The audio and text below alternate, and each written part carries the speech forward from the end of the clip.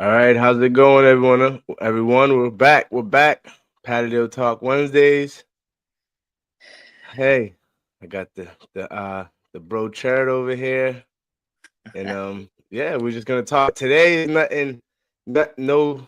Last couple of videos we did, was probably like a specific thing we was gonna talk about. You know what I mean? But today we're just gonna talk about game different. We're talking about everything Patterdale is what we do. Everything and anything Patterdale is what we do here. You wanna say anything before we get started, bro? Yeah, I just want to put this out here, like I did on the last interview I did. Everything that I say is my personal opinion. All right. And whatever I say is what I found to be true. If you want to prove me wrong, prove me wrong. Go ahead. I ain't scared to be proved wrong. But And sometimes you're both right. Yeah. In some situation. And sometimes. But the other thing I'm gonna say is the only people that are scared of the truth, bro, are the people who ain't been truthful. So all the people out there that like I ain't even gonna lie, bro. Last podcast we did, I was a little bit reserved. I ain't gonna be reserved. All these people who claim that there's Patterdale lines out there that ain't got bull blood in them, I call bull on it, bro.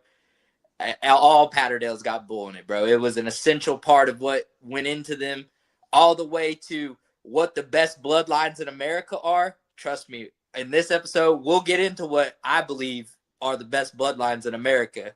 Like, whatever you got questions for me, bro, go ahead, ask them. You want to know something about how I feel like something? People want to ask that on the actual. Yeah, they could always comment. They know that they could always comment in the chat. Yeah, and you can. And I mean, bro, like, since the time that I did that last interview to the time now, bro, I've learned things about people that I'm like scratching my head at. Like, how are you gonna breed dogs, but you don't test them? You just have other people test them for you. Like, we can get into it all, bro. We can get. I've seen some situations where, again, I use where I'm at, for example, just for like that one thing you just said right there. Not saying this is always the case, but I know, like, for where I'm at, there's not a crazy amount of game. Yeah. So I might, you know what I mean? I might, if I had a good friend somewhere where I know there's a whole bunch of game and my dog's actually going to get tested more out there than it would with me, then that might be a reason why I let someone else test it, just because where they're at, it's going to get tested. You know what I mean? Yeah. And I'm not saying that's anything wrong, but what I'm saying is you breed dogs and openly admit to people behind closed doors that you ain't tested a dog personally. Oh yeah, that's a little different. That right there is a peddler. That's what you call a peddler. That's what you call a puppy mill. That's what you call somebody who's doing it to make a quick buck and trying to make a famous name off themselves. I agree with that. Because I agree with that. And we covered this on the last episode. In my opinion, papers are for one thing and one thing only: selling dogs. I got, out of all the dogs I've ever owned, I've only got one dog's paper, and it's hanging up on my wall. That's how good that dog was. One dog. Out of all the Yogs, out of all the pit bulls, out of all. So you think that? So I mean, just like you just said, you have that one dog that had papers, and it's so good. It's so good that the papers are on the wall. So wouldn't that be another reason where it's like I might want the papers, just because when I get a pup, you get a pup, whatever, 8 weeks, 10 weeks, you might not know that this might be one of your legendary dogs or one of your favorites. You might, you might think back when she's 2 or he's 2 and say, damn, I wish I had the papers because this is now my favorite dog. Just even if it wasn't to breed it, just for you. Here's the thing. The PTCA always takes money to register your dog. This dog was 6 years old when he finally got registered. Say that again? I don't know. No, you're good. The PTCA always takes money. They always will register your dog. This dog was 6 years old before he ever got registered. Oh yeah, you don't have to.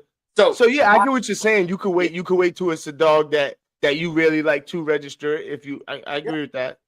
And this is, but in layman's terms, the only reason why he ended up getting registered was because his breeder asked me to. Yeah. Okay.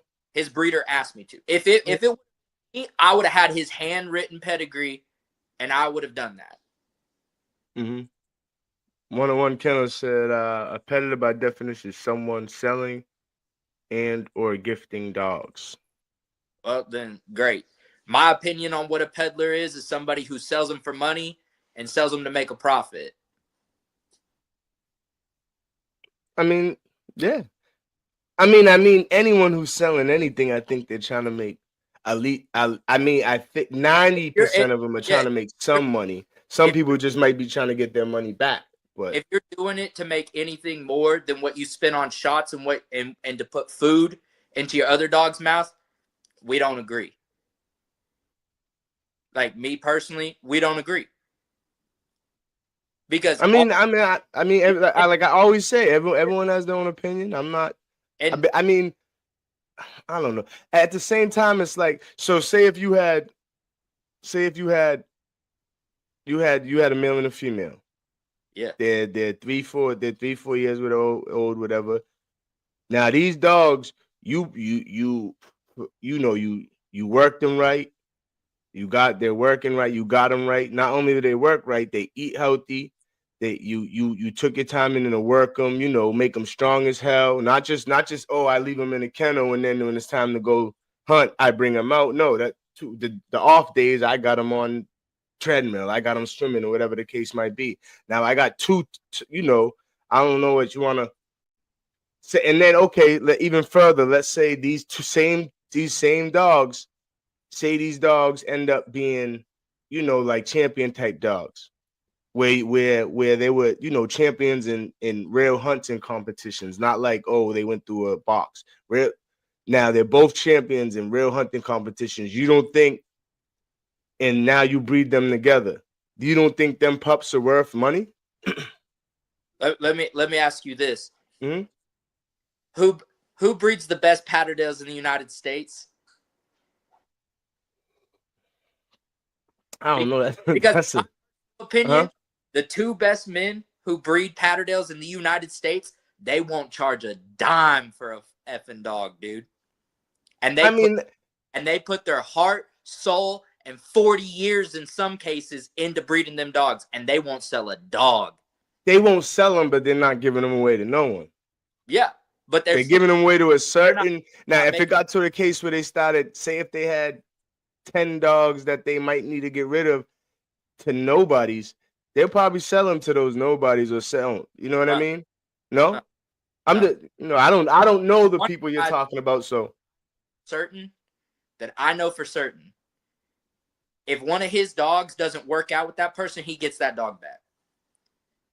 Oh, I know people who do that. I know people who even if it's not in the Patterdale world, they'll take the dog back and give you your money back. You know what I mean? That person allow any of his dogs to go to just anybody. He doesn't just breed dogs and then have excesses laying over. Yeah. I know a lot of people who do. I know people who, gonna sell their dog to whoever got the money, and I know people who gonna sell their dog to only, even if they sell them, I know people who are gonna sell them to certain people that are only gonna work them or do certain way. And then I know people like you said that that have great dogs and they'll give them away. You know what I mean? Obviously, to certain people. Obviously, And I get that, but in my opinion, bro, the dogs, once you start introducing money to dogs, it starts ruining them. Because and I know I've covered this on the last time we talked. That I'm like, hey, the dog costs this much. If you show up and you come hunting with me and you prove you're not just wanting the dog because you've seen me on Facebook or Instagram or any of that other stuff, bro, I'm probably going to give you the dog for free. But if you just run your mouth and you're constantly, oh, I just want a dog from you. I just want a dog from you. I just want a dog from you. I'm going to shoot you a crazy price to scare you away, to see if you're actually willing to do that. Because if you're actually willing to pay a ridiculous amount of money for a puppy, bro, in my opinion, we got two different understandings of what it is for what these dogs should be and how they should be broadcasted to the entire world. But does that mean now because you got two different opinions, does that mean one person is wrong? Or On what?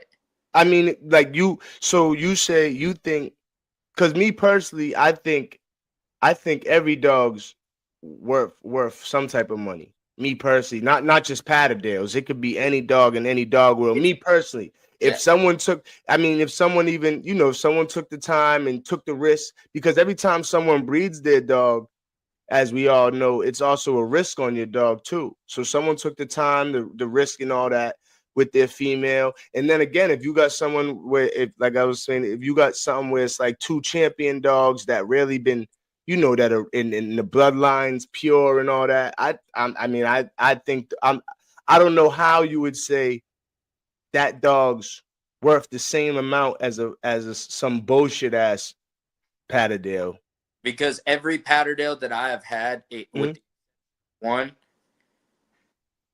every single Patterdale that I have had hasn't been pure. They haven't been registered. And even the ones that I have bought that have been pure and registered, bro, they all call the same. You find the dog where you find the dog. It doesn't matter about 20 years ago, the genetics of a dog being bred. It doesn't matter about that. It matters about what that dog has in it right then and there. That's why. Yeah. So if you got a dog, if you got a pup where it's like, oh, both the parents are champions, both their parents got. Yeah, but their stature's good, their conformation's good, their bite's good, and you breed you're taking into account things that, yes, while they do apply to the pup, a year down the line, bro, you don't know what that puppy's gonna do. Because I know for a fact that I have several friends that have paid $1,500, $1,200, whatever it is. Even myself, bro, I've paid a crap ton of money for dogs, and they've all called the same. So in my opinion, I would rather never have that never done. I would rather just do it and give a person an opportunity to hunt the dog, and just making money in dogs, bro. It's just something that I will never personally agree with. If you want to do it, that's great. If the next person wants to do it, that's great. Whatever they want to do. But I'm saying for me personally and the people that I associate with, they don't be looking to make money off of Patterdales. Yeah, I mean, I would agree with that, where I'm not saying, oh, you should be out here breeding dogs to make money. To each his own. If that's what you do, that's it. That's some people. If that's what you need to do, if it's good for you, then that works. You know what I mean? Do you? Your own man. Everyone got their own opinion. But I do feel like I do feel like dogs, no matter what the dogs are or who the dog is owned by, that is worth some type of money. I'm not saying it got to be no crazy shit like some of these dogs out here that people are paying money for and stuff like that. But and if you sell it like I can't knock as much the people who are like selling dogs just to get back the price of like the vaccines and the price of the food for the mom. Okay, I can't knock you for doing that. But anything past that, like, that's when it starts getting iffy. And even then, bro, it starts getting iffy for me personally, because I would rather just I would rather just, unless it's somebody else's dog that I'm helping sell, me personally, I'd rather just gift a person a dog and not even worry about it. But I have, I know people that have wanted to sell dogs like, hey, I got this dog. He's not really what I'm looking for, but he doesn't deserve to be a cull. Hey, I want what I paid for him in shipping. Okay. That's reasonable to me. Okay. But that's not charging some crazy amount. Like, like anything past that, bro, for me, that's when it just starts getting iffy in my mind. And that's why I just don't even touch it in general. And like I said, I'll shoot people crazy amounts to see how serious they are, because people in this day and age, bro, they flake like none other. They flake. Yeah. And so I'll shoot you a crazy amount and see if you're really interested or see if you're just window shopping. But at the end of the day, bro, like if you take the time to drive from wherever you are, even if it's an hour away, 30 minutes away, and you take the time to come over, introduce yourself, speak to me, get to know me, like I've gotten the opportunity to do with several of who I consider to be the best terrier men in the nation, like Robbie Robinette. Mm-hmm. Okay. Like Robbie invited me up to go hunting with him. I don't think a lot of people realize how crazy of an opportunity that is. That man is the gold standard when it comes to him. Okay. Mm-hmm. Like we may share some differing opinions on things.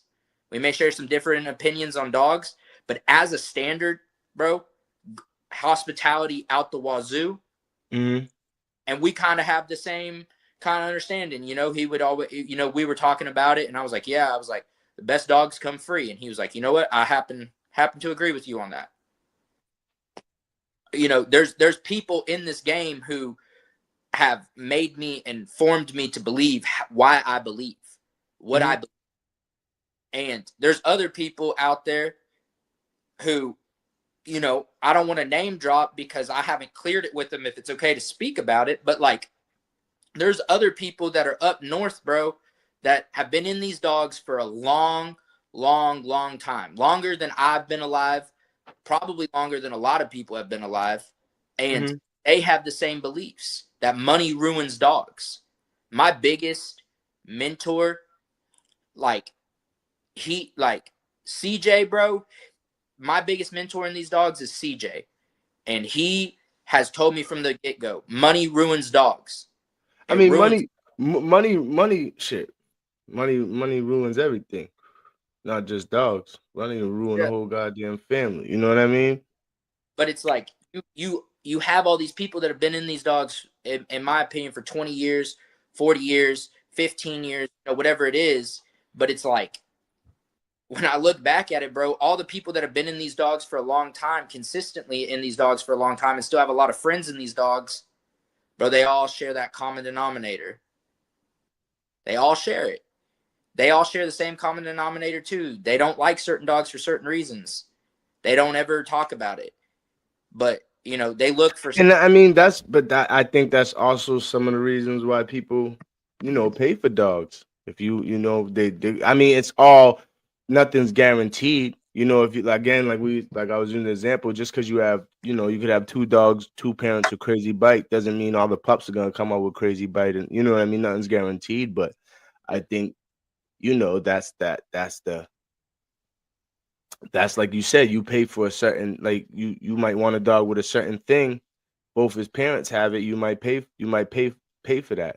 Pay for more of a chance of having that. You know what I mean? I guess because again, nothing's guaranteed. But I mean, it's, again, I don't think dogs are worth, you know, you got to pay crazy money. But I think all dogs are worth something. Of course, you're gonna give away dogs to friends and certain people that you might think, oh, he's gonna do the right thing with the dog, because I have, you know what I mean. I've given away plenty of puppies, even if it wasn't Patterdale puppies, you know what I mean.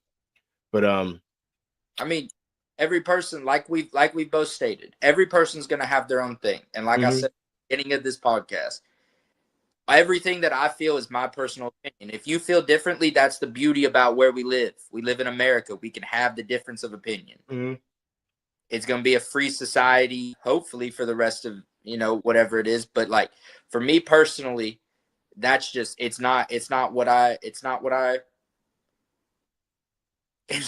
believe should happen in the dogs, bro. I don't think that they should be an outrageous amount of money to get into it.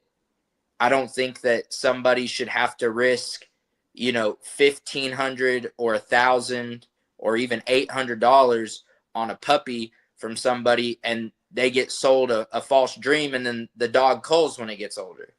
Like, I don't think that should be I mean, that's true too. But a lot of times too, you gotta. A lot of it's the handler too, in my opinion. You know, because I've seen people with good dogs in ruin them. I've seen people with dogs that someone else thought they were just, oh, piece of shit dogs, and then they take them and work with them a little longer, take their time with that dog, and a year later, that dog's one of their best dogs. But you had to do it a certain way and take your time with that dog a little different from the others. You know what I mean? Because I mean, yeah, So there's people on the groups, bro, that are putting 6-month-old dogs down holes. mhm, I don't mhm. know, but if that's what you want an early starting dog, congrats, go ahead. But how many of them dogs are still hard at 2, 3 years old? You know, like me personally, the one dog that I've seen that started really, really early, bro, she didn't last that long. Meaning she got killed, or meaning she just like Meaning she quit. just curd? Yeah, just quit. Yeah, she curd. So it's like it's a give and a take. For me personally, See, I think that's also. I think that's a lot. Me personally, I think when stuff like that happens, I think it's a lot has to do with the genetics and the handler, because I've seen both. I mean, I know a guy who puts his dogs in at 6 months, and he has dogs that are 5, 6 years old still banging. You know what I mean? They did the same thing. They never did. They're not stopping or showing any signs of stopping. You know what I mean? But of course, you could also cur a dog doing that too early. Like I didn't do that with my dog. That's a little too early for me. I, You know what I I mean? But I personally think that the mhm, first dog should see some stick is like 8 months old on like something that's half dead, and then you should really start kind of ramping it up at about a year. mhm, Anything for that, bro, you're just asking for the dog to get in trouble. Because the hardest a dog will be is its first interaction. It don't know any better. It's never experienced pain. It's never experienced being bit in the face. So it doesn't know. So it's going to be the hardest it's ever been in that first encounter. mhm. And to me, that's facts. That is facts, facts, facts. Because I have had dogs that have looked So you think an 8-month-old pup that whatever you give it a half dead groundhog is gonna go harder than a 2.5-year-old dog that already done killed 20 groundhogs?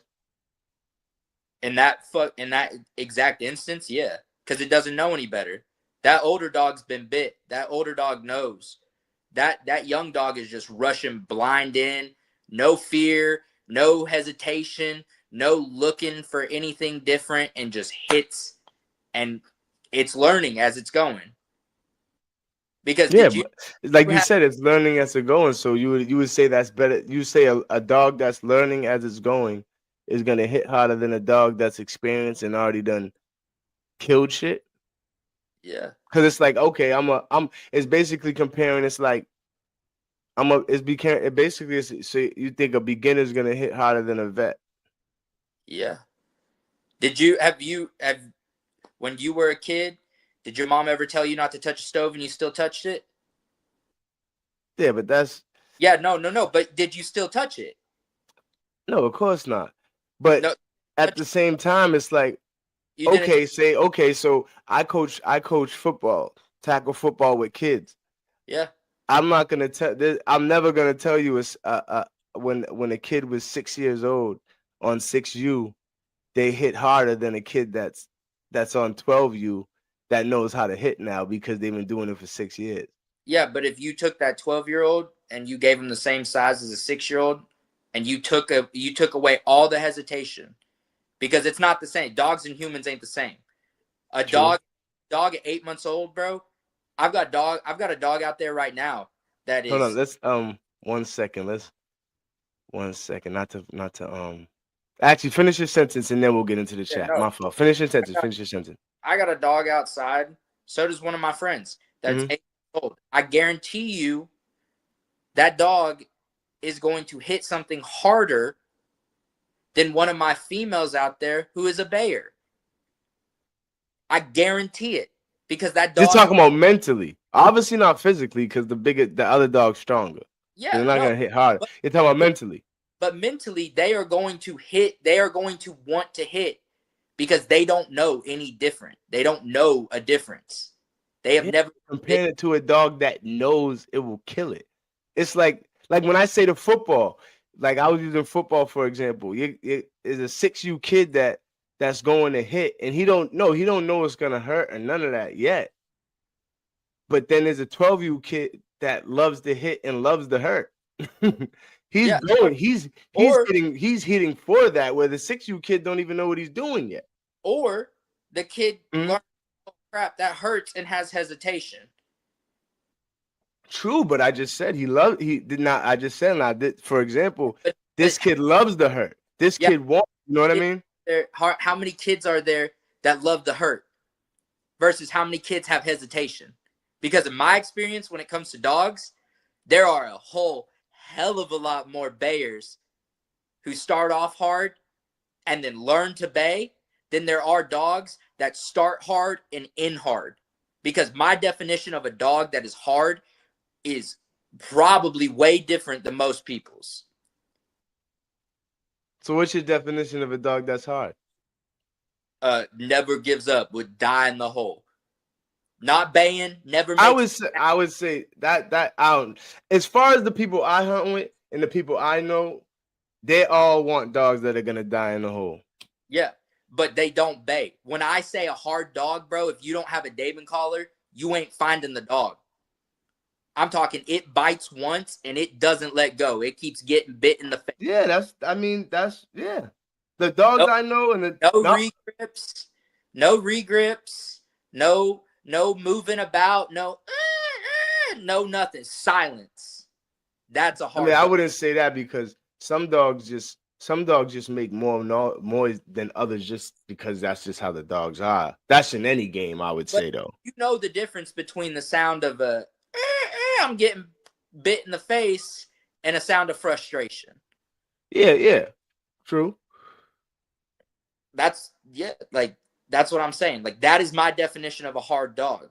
I think that I get that. I could see that. I'm still having trouble understanding how you think a 6-month-old dog would hit harder. Because you're basically saying, okay, if we was talking about someone at the range, you're talking about a beginner who's probably don't know the recall, who's probably gonna flinch a little, maybe close his eyes, to an assassin. You're taking that as somebody who's seen someone get shot, who's seen someone shoot a gun. No, I'm talking about a beginner who's never shot a gun, who's never seen someone get shot. That's what I'm saying. You're saying to be a beginner with his first gun, never seen someone get shot, first time at the range.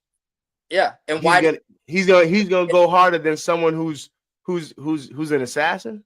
Who's been doing it for? Always give the beginner a shotgun, bro. Why do you think they always give him a 12 gauge? Because they think it's funny because he doesn't know any better.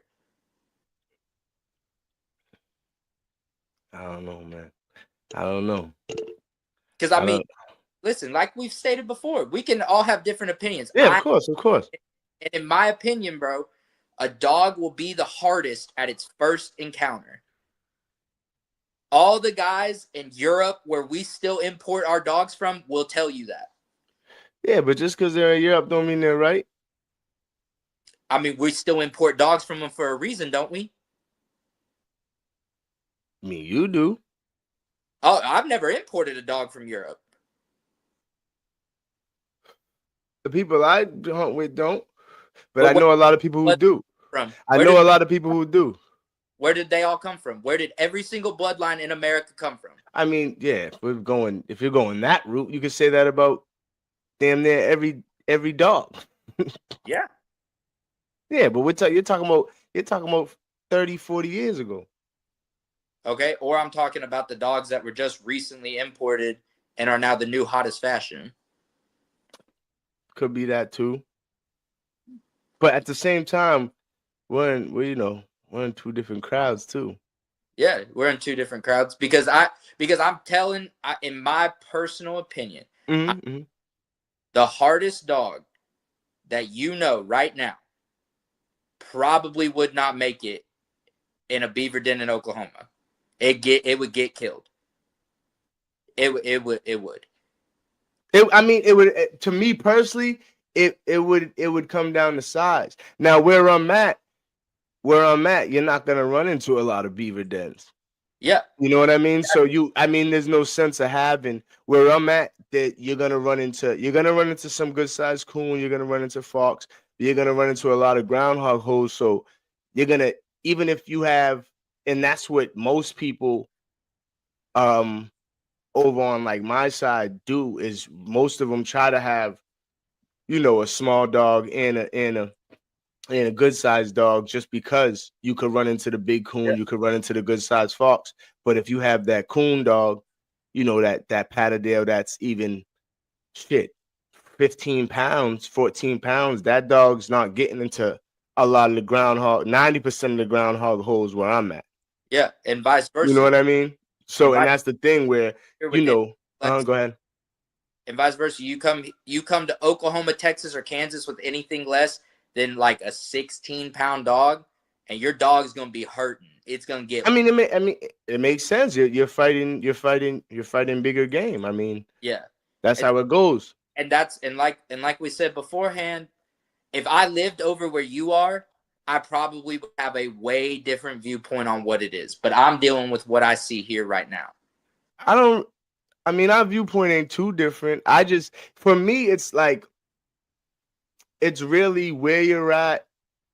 And from what I've learned in my conclusion of just really like the arguments I've heard, and the lives and all the interviews I did, and talking to people like yourself who got a lot of experience and know what they're talking about, it's really just a matter of where you're at. Again, where I'm at, there's a lot of groundhog holes. They're small, so you're gonna want a 10, 11-pound dog. But if I'm somewhere where my dog's running into beaver dens, like you said, or you know what I mean, or running into coons that are, boar coons or whatever, all that type shit all the time, then yeah, I'm gonna have something bigger. That's just really just being really responsible in logics. And you know what I mean? That's really just kind of like, it gets argued a lot, which is crazy, because it's really like, bro, just look where you're at. Like, of course, if you know what I mean, it's kind of like you said, like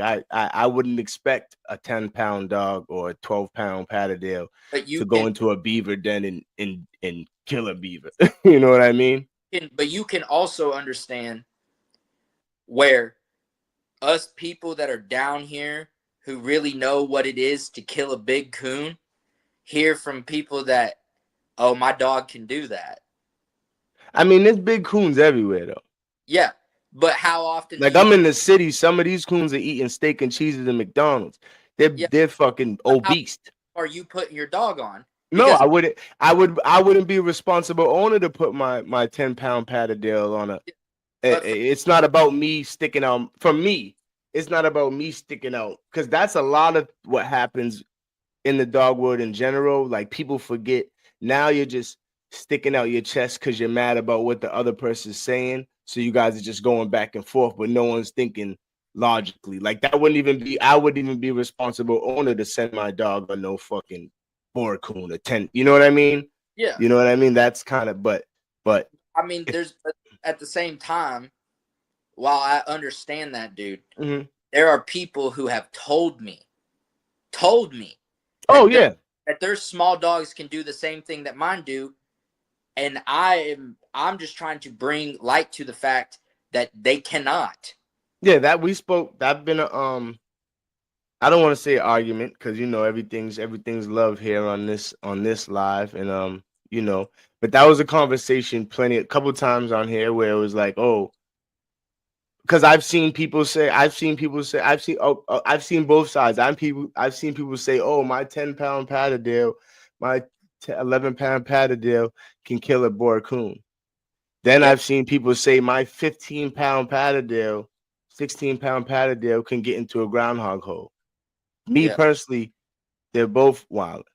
I don't see your 10-pound dog is not it. You might get that one dog who's just a throat assassin who goes to the throat and he catches the coon quick. Just how you might get that short guy who catches the tall guy on the chin and knocks him out. But that's the 1 out of 10.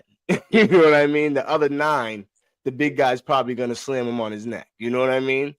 So because I've seen smaller dogs do crazy shit, but they were just you know, at the same time they had the right angle, they just got lucky at that time. You know what I mean? It is what it is. But yeah, and I argue to people, not argue, but I've seen conversations where it's like, oh, my 15-pound dog could get into a groundhog hole.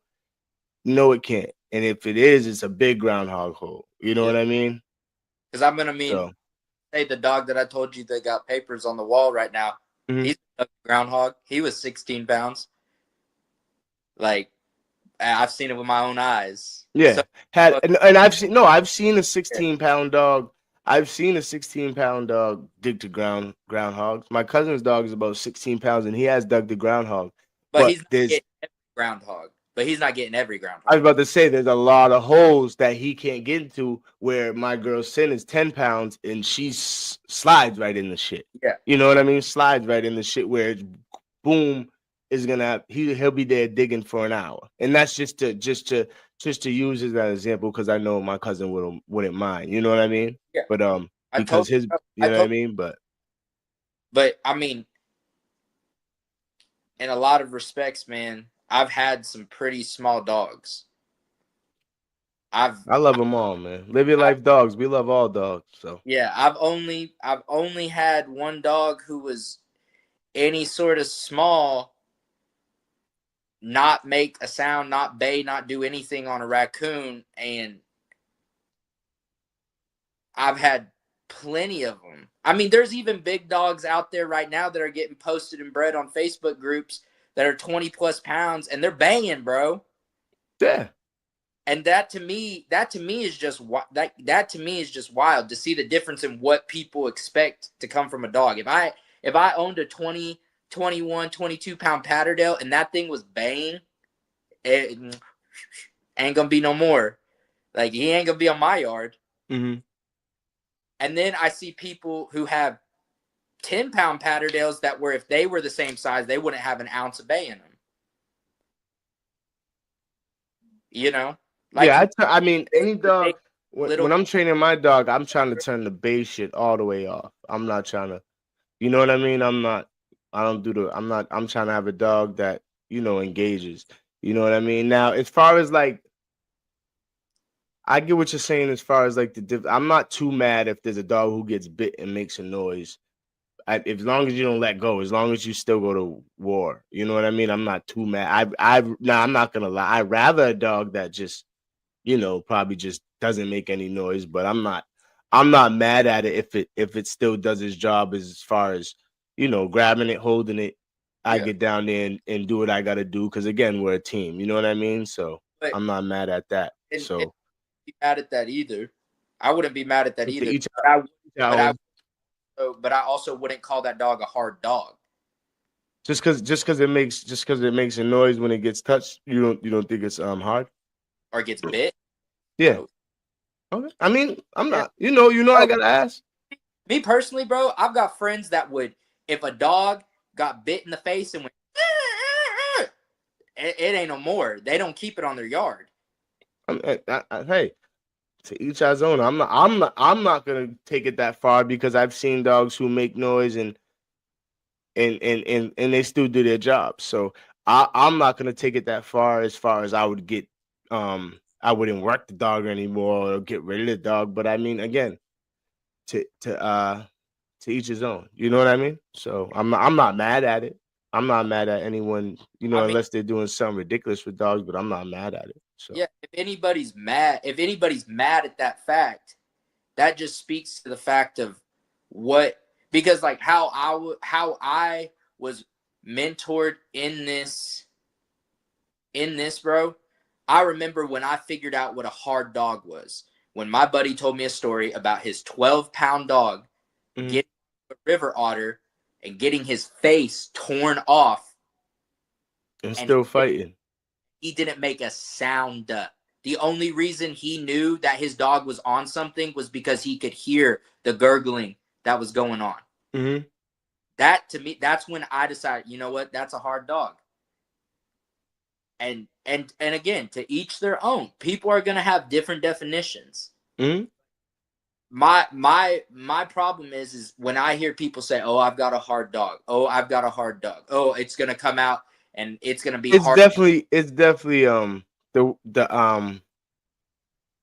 the word hard dog or the phrase hard dog, I should say, is definitely used more than it should be and exaggerated. So I Yeah, agree with that as far as like, even if you have a good dog and a dog that does his job doesn't mean it's a hard dog. You know what yep. I mean? So I agree with that too. But And and I have dogs out on my yard right now that are not hard dogs, and they do their job. mhm, You will never once hear me tell anybody that dog is hard. hard though, yeah, yeah, yeah. I get it. They're a rough mixer because I have one, maybe two. We'll see. We'll see if this dog makes it through the season. Hmm. But I got one dog out there right now, and her name's Nutter. She's 8 years old, and she's as hard as the day she started. The day she started, she's as hard still. I'm talking rip out her own. So, but you still think that her hardest hit was the first one? Yeah, oh yeah.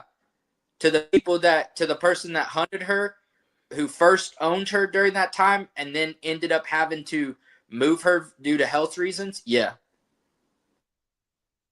Okay. All right, let's get into some of these. We got a lot to talk about, so we'll get back into it. Dapper Trapper Loft. When people buy dogs off famous bloods just to sell and not work, to me that's peddling, riding the coattails of other men's work is peddling. Okay. Famous blood just to sell. Yes. I mean, anytime you get for me personally, if you get a working dog and um you don't work it and do what it's bred for, yeah, that's waste of time. You know what I mean? And I would consider that peddling too. You know what I mean? Because you're just getting the dogs and having pups and selling them. You're not really working them or anything like that. So I would agree with that. But again, to each our own. A good dog man won't sell to the public, only working in sporting homes. And yes, usually great dogs come from being gifted, and also best dogs come from someone who is not known well. Hey, bro. I would agree with. I That, would definitely that agree with the best dogs. Best dogs come from someone who is not known well 95% of the time. 98% of the time. I'll give it 98% of the yeah, time. bro. I agree with that. The best That dogs come from someone who is not known well. yeah, that guy right there. If I think if that's who I think it is, bro, that's a G, bro. He's talking the truth. Like, yeah, it's Being not a gifted. I also feel like, see, one thing about the great dogs come from being gifted. It's also a lot easier to judge a dog when you get it when it's a gift. When you pay for a dog, you're a lot more harder on what you want it to be because you paid for it. Which also may be coming to the thing which you said with the money thing. You know what I mean? yeah. Kind of fucks up things sometimes. Yeah, because I've called a lot of dogs that I've paid a lot of money for, man. Hmm. And maybe if they were gifted, maybe they wouldn't have gotten that. That's what I'm saying. You know what I mean? You know what I mean? It's a lot. You judge things a lot with, you know, you give things a lot less opinion when they're free. Yeah, you That's go in just that's late. just in general. I can give you credit to that. Yeah, Yeah, you know what I mean. But late. Yeah. 101 kennels. That's not true. That they're hottest dogs person count. They're not true at all, my friend. Hey, As he, own. he wants to believe. he, Yeah, I mean, to each our own. That's what this live is for. We all talk about it, but at the end of the day, we all respect each other's opinions. You know what I mean? So serious. Just put a little emoji. I don't know about that. And this was a little while ago, but I think he was talking. I think this is all talking about the fact that the hardest hit is their first hit. That's fine. There are quite a few stories of dogs being sounders for seasons and then becoming harder. Not saying this is the norm, but it's well documented. That's true too. There's dogs that got harder over the years. And that's why I was talking about as far as I've seen dogs that were, dogs that were soft, and then someone else took them in, and a year later, 2 years later, they were one of their best dogs in the yard. So I've seen that too. Me personally, obviously, in any one of us personally, in any dog world, whether it's guard dog, whatever, whether it's bird dog, you want to see good signs early. Obviously, that's what everyone would like to see, the good Yeah. signs early. But there is cases where there's dogs that just don't really get right too later on. 8 months bulldog versus 2-year-old. 8 month ain't hitting harder. So, and okay, so that's one thing I would say, because if you come down to breed, I definitely think that's not true. If we're talking about, if we're switching up the breeds, like there's not a 6-month-old Rottweiler hitting harder than a fucking 3-month-year-old Rottweiler. That's just not happening. But in the Patterdale world, I could see how it makes. I'll give you that. I'll give you this, bro. I could see how it makes more sense with what our dogs do and stuff like that. You know what I mean? That's fine because, bro, there have been people that have Mm-hmm. given my friends dogs that were supposedly world beaters, and they were the hardest dog. They were the hardest dog. And then they get there, and as they get older, they get fucking softer, bro. And then they cull. Oh, I've seen both. Yeah. But that's the thing. I've seen both, but I've seen both sides. But I've seen dogs get harder as they get older more than I've seen dogs get softer as they get older. Just in my experience, but that's my experience. You know what I mean? Bloodlines, yeah. Yeah, Sir. that's why I said earlier, like genetics come into play too, for my opinion. But Yeah. yeah, my experience, I've seen people cur dogs, and then someone else take the dog in and work with the dog for a year, and the dog end up being fucking better than all our dogs. Even if it wasn't. And now I'm not saying this particular situation that I'm talking about, it wasn't a Patterdale, but I'm just using that as an example that I've have seen it, where I've seen a pure cure dog that was like cur, like it was like, fuck it, none of us want it.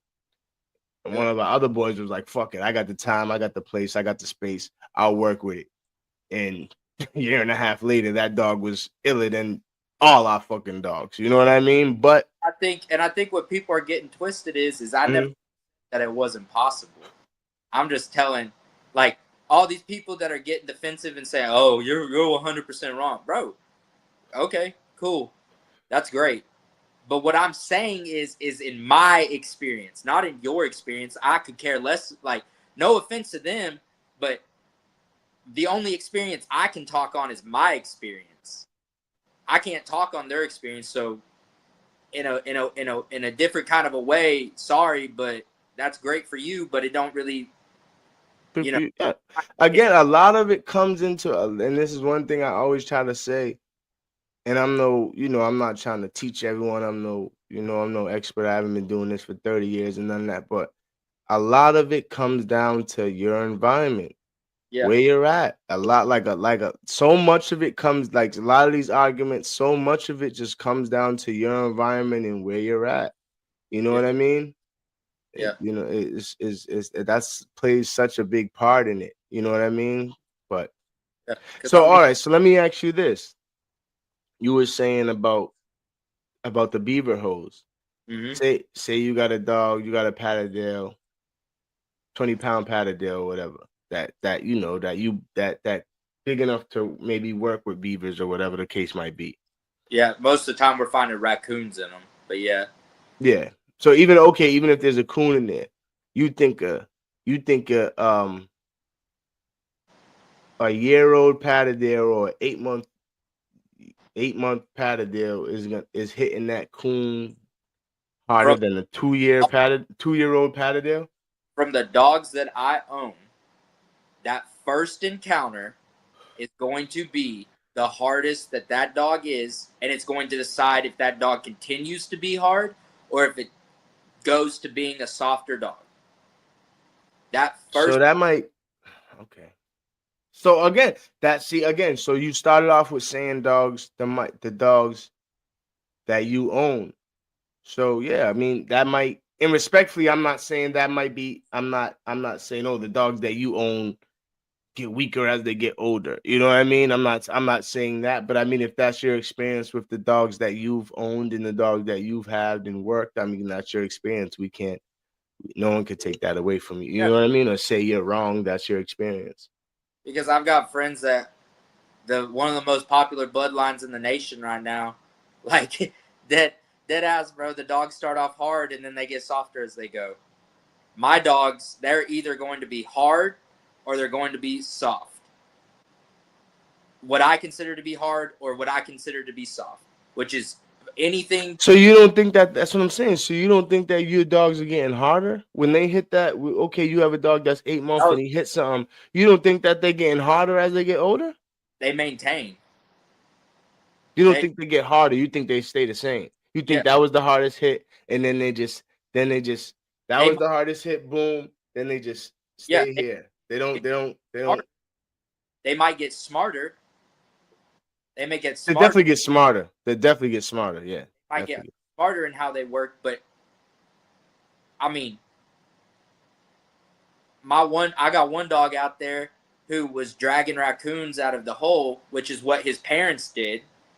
What they were bred for. They're bred to draw the raccoons out of the hole. How much did that dog weigh? Go ahead. Oh, how much did that dog weigh? Yeah. He weighs like 17, 18 pounds. Okay. I was just asking because that was another customer scene where it was like, oh, my dog's this much pounds, 13, 12 pounds, and it's dragging a coon or ground. No, it's not. No, I mean, these groundhogs puff the fuck up. I've ripped the motherfucking groundhog's tail off. Literally, the whole fucking tail came off from the damn body, the root. Yeah. But I'm myself pulling the shit. The tail came off and the groundhog still didn't come out. Yeah, the act of drawing, like, yeah, you might get a dog that might be able to draw, that might be a little bit smaller if he catches the raccoon and like gets him to slip or breaks the traction or something like that. Raccoons are a little easier too as far as pulling out, my opinion, because they'll latch on to the face, and then that gives that now basically if the dog's backing out, the coon's basically just sliding on its back because everything's holding on to the thing. Where groundhogs flare up, and groundhogs flare up to the point where, like, literally, bro, I had the groundhog I was pulling it myself. Like, we took the dog off, took the fucking brake stick, took the dog off, and I said, fuck it, I'm gonna pull it by its tail out myself, and the whole goddamn tail popped off straight from the ass. And the groundhog was still in there. You know what I mean? I think groundhogs, well, obviously they're way different than a raccoon because, like you said, they do puff out and they will just kind of jam themselves. They'll lich into, yeah. But like a raccoon, bro, unless that raccoon's around a curve or something, yeah. No, I've seen dogs. I've seen dogs pull out raccoons out of holes a couple times. Just because, like I said, they latch onto their face, so now they're just sliding on their back, and the dog's just backing out. Shit, you know what I mean? Where groundhogs, if they're getting bit on their ass, they'll just like take the bite and just flare up and not try to get pulled out. You know what I mean? Because I like my dogs after hunting with several people, like my good friend that lives down here in Oklahoma. We'll call him CM. Okay. Mm-hmm. Yeah. After hunting with him and seeing his dogs and understanding his dogs, it's kind of why I did a big overhaul on all of my dogs. After hunting with Robbie, bro, oh God, bro, I did. You want to talk about a dog? You want to talk about dogs that will draw? Robbie's dogs will draw. Mm-hmm. They'll sticky. They'll do everything you want it to do. Robbie's dogs are a whole different beast. CM, all of them, bro, they all have a different kind of style of dogs because of where we live. They want dogs that are going to draw. They want dogs that are going to do this, this kind of stuff. But Robbie, he likes dogs that are really, really, really, really good locators.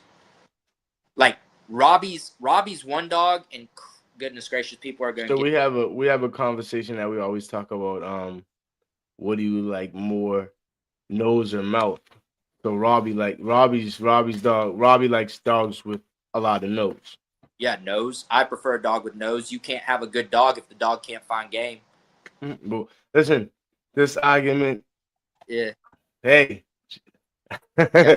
I know there's some people in here that are like, here we go. Yeah, I mean, it's not an argument. We don't never call things an argument here on this Wednesday Night Live here on there. We call it a conversation. So there's been conversations where that has come up plenty of times where it's like the bite over the nose. I was the nose. Me myself, I was the nose. But then after my last hunting experience, it brought me a little bit towards the bite. Because there was a dog who just kept finding everything with its nose, but it just couldn't hold on. So it was like, damn, it was almost like a fucking waste of time. You know what I mean? Like, it's like, damn, it kept finding everything with its nose, but once it found it, it was like it would bite it, and it just couldn't hold on. So it was like, damn, I'm still 50-50 as far as me, but we don't have to get too much into that. But go ahead. On that though, how many of those other dogs were following that dog with the nose though? In this particular case, everyone was like, everyone was kind of like spread out, doing their own thing with their own like group type thing. You know what I mean? It wasn't like just just 10 people out hunting dogs just running wild. You know what I mean? Everyone was kind of like, Because I'm not gonna I get what you're saying though. I've seen that too though. I've seen that too where there's one dog finding pretty much everything that day. I've seen that. Because I'm not gonna lie. When the other dogs follow that dog. Yeah, I'm not gonna lie, bro. But the most impressive thing I saw, like, let me put it to you like this: Robbie is such a genuine guy, bro. He's such a dude.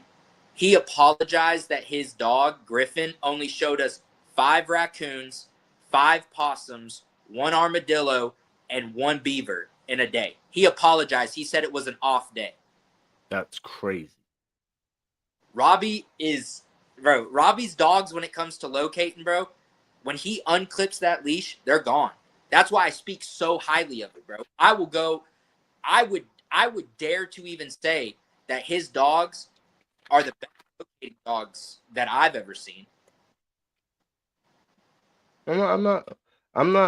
Like, that being said, in the future, I'm coming with some dogs. That being said, I'm coming with some. I'm not fucking with you. I ain't going crazy. Because Robbie wouldn't shy away. Like he's that kind of man. You've interviewed him, you've talked to him, you know the kind of man he is. Mm-hmm. Like he doesn't do that, and he damn sure doesn't brag about himself. He's not. He's super humble. Just like most of the guys, everyone I have spoken to on here, humble. But yeah, he's definitely one of the more humbler, if that's a word. Someone who has spent time with Robbie, who has met him in person, I will do the bragging for him. Mm-hmm. When I tell you that I would bet a whole lot of money that his dog would outlocate a lot of dogs. A lot of dogs. I mean, I don't know his dog. I know him, of course, as you know, but I don't know his dogs to say you're lying. So if you ever get to hunt with Robbie Robinette, man, you better take it, because he will show you a time that you're just in shock and awe. Like when I went hunting with him, I'm definitely gonna get out with him sooner or later for sure. One sec. I want to just show this real quick. This is Billy Houston's company right here. Billy Houston's, just because we're talking about real humble guys. Yeah. Right now, it made me think about Billy, and I got his shirt on right now. So everyone go check this out. Billy Houston stuff. He got everything. He got nets if you do the rabbit thing and all that. So check it out. For sure. But keep going, man. Not to cut you off. Sorry. But I mean, like, yeah, I'll do the bragging on him. I'll do the bragging on my friend that's, from around here, CM, bro. I'll do the bragging on him, bro. I really like his dogs. I think he has amazing dogs. Mm-hmm. And who else? Yeah, I mean those two guys, really, bro. I think really highly of those two guys. Cool. I'm not mad at you. In a I do too. whole different realm, bro.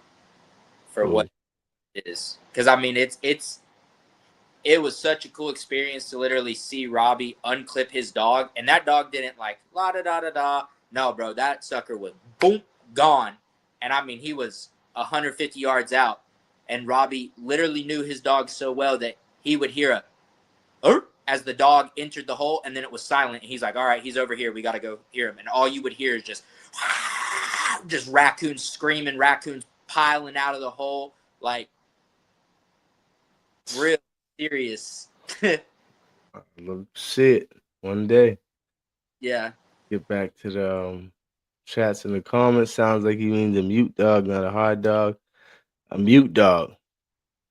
So yeah, I mean, I agree. I was kind of like, you know, I don't know if just because it's quiet means it's hard, but I could also see why you would say if it, you know what I mean, if it just kind of like a boxer, like he just Again, take punches to the jaw, don't get dizzy, nothing. He just take them and keep going.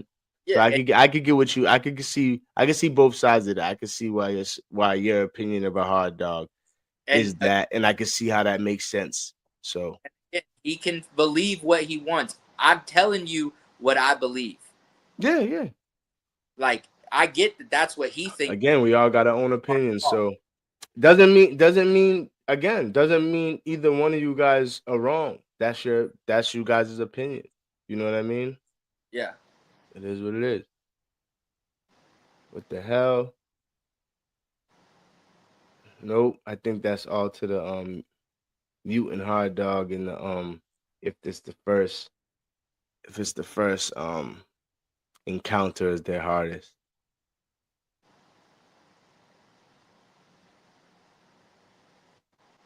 We spoke on that.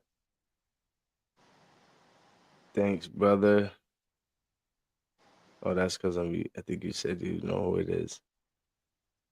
Thanks, brother. I heard some dogs make sounds out of frustration. And you did say that. You said there's a difference between a dog kind of like yelping and a dog making noise out of frustration. Jamie Park, what's up, sir?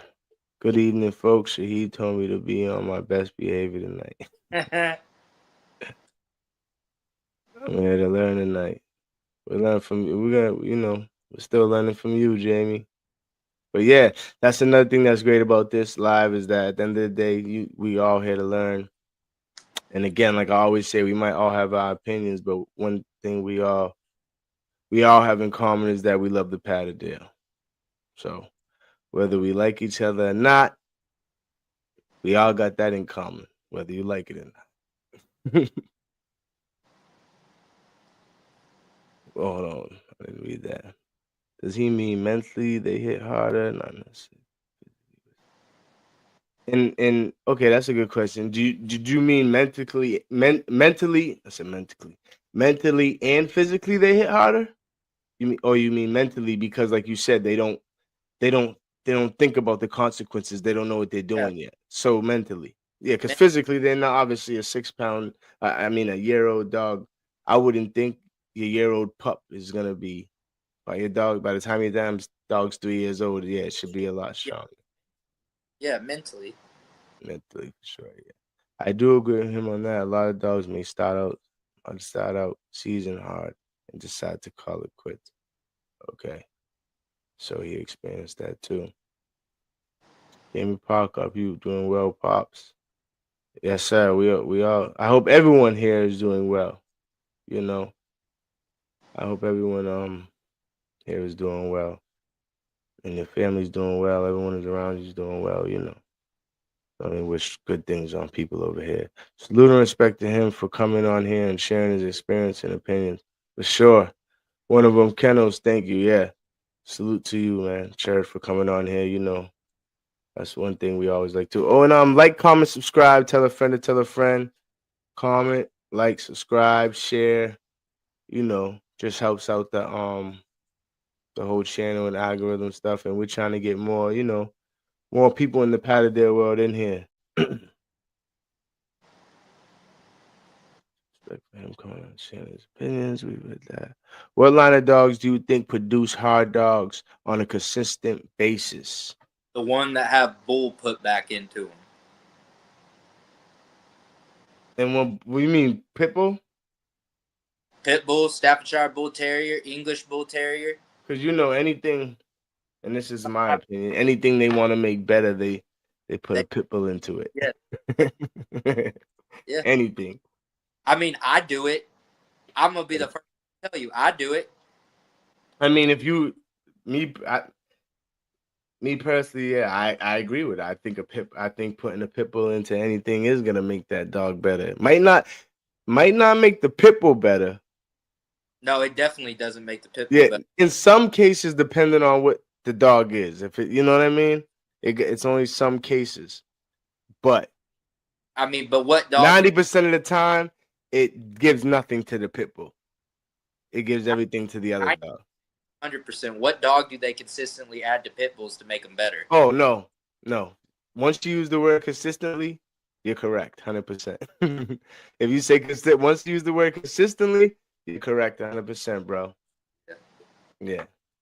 It would have to be something like allowed to make like a pit bull more of like a protection dog. Yeah, you put Malinois into it. Okay, I can see that. And it gives, but again, that's not consistent. Yeah, but that's not consistent. That's why I said once you say the word consistently, you're 100% correct. Yeah. Because there's obviously, if it's like, oh, we're gonna throw a fucking Kango with it, like obviously it's gonna give the Pitbull more size and shit like that. Yeah. But that's not consistent at all. You know what I mean? Yeah, I see what you mean. Yeah, and I see what you mean. So we're on the same page. Oh my gosh, here we go. And Jamie Park's saying that because of the he's one of the main ones that are on the bite over the nose conversations. Yeah. Because Jamie Parks, he's bite. It's hard for your dog to bite something when it can't find anything.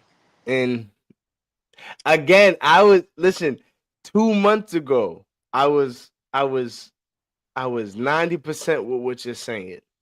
And then after my last experience, it switched back to 50-50.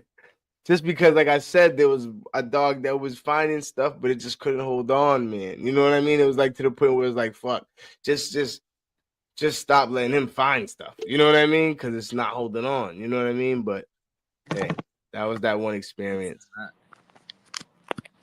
Me personally, I love a hard, smart nose dog, and if a dog is going to be a cur, it's going to let you know as soon as it gets bit, unless it's screaming because it just found out it loves getting busy.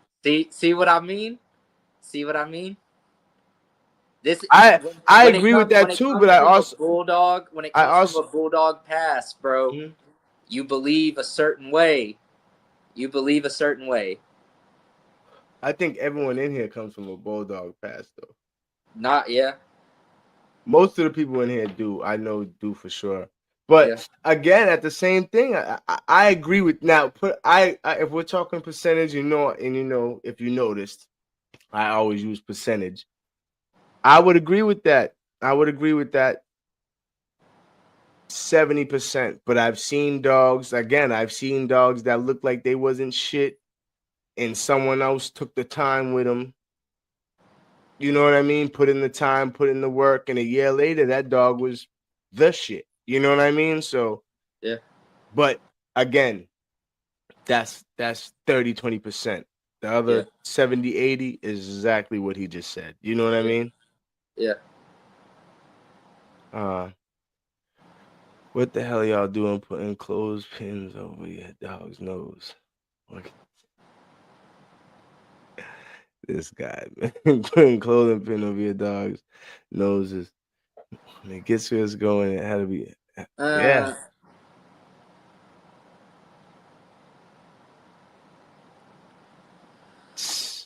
I mean,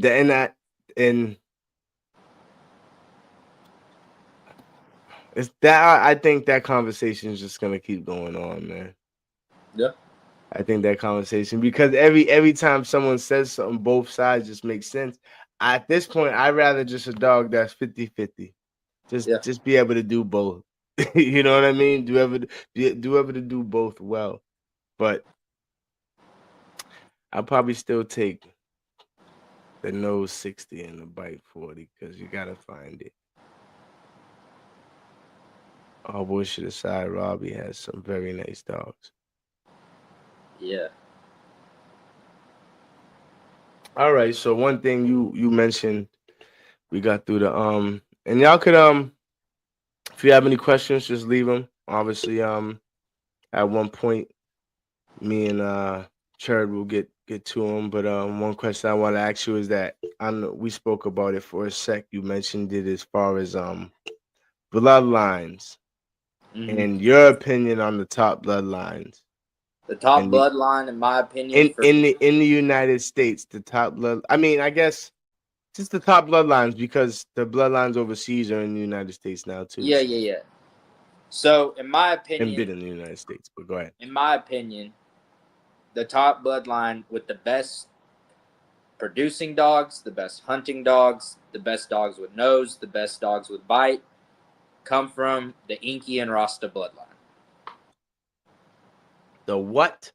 Inky Rasta, Robbie's bloodline. So that's Robbie's bloodline. Yeah, I'm sure he covered it when he talked to y'all. I don't know. I'm sure he talked to you when he covered when you talked to him about it. Inky Rasta. Yeah. And where do they descend? What do they, like, where did they? What's the original bloodline? Bro, I don't know. Okay. Look, hey. All I know is that those two dogs, which I'm sure Robbie covered it. I know Robbie had to have covered it. He might have, bro, but I mean, yeah. This is what? This is number 30. I've Yeah. got so many, So- and this ain't the only. I that's- do a lot. I indulge in my other opinion- podcasts too. So In my opinion, those dogs that come out of Kansas off the Inky and Rasta dogs, or Rasta and Inky dogs, if you want to say the male first and the female second. so he Those has are all the his dogs best. are registered. Huh? All his dogs do have papers and are registered, or no? Oh, I mean, I'm sure his dogs have papers and are registered. Yeah. Okay. But I just want to check them out. I'm gonna look into it a little more. no, like I have. Yeah. I mean, the dog that I had off of that stuff originally came from the people who bred him beforehand. Which you may have you talked to Scotsman before? He's from Kansas. He knows Robbie. I think you might have. I think it might have been on here. I would have to look. And then there's another thing where it's like a lot of these guys where you'll say Scotsman, but their name is like different on Facebook. Oh, well, he probably goes by Scott. Okay. But yeah, no, he had a lot to do with those dogs, and that was actually the first bloodline of the terriers that I ever hunted with. And is it Hampton? No, not Scott Hampton. No. Okay. All right, but keep going. But who do you call it? Yeah, I don't know, man. Those dogs to me are the perfect dogs. Like those dogs. That's number. Well, actually, a top. What you want to do? Top 3 or top 5? For what? Bloodlines. Oh yeah. You want to do top 3 or top 5? I'll do top 3. I'll say Old Nuttall, the Old Nuttall dogs, and then I'll say Dale Gill dogs. So whatever they are, like Hammonds, whatever, something.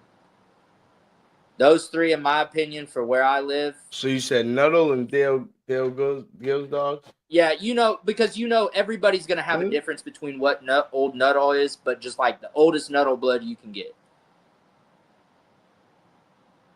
That Nuttall's no bullshit.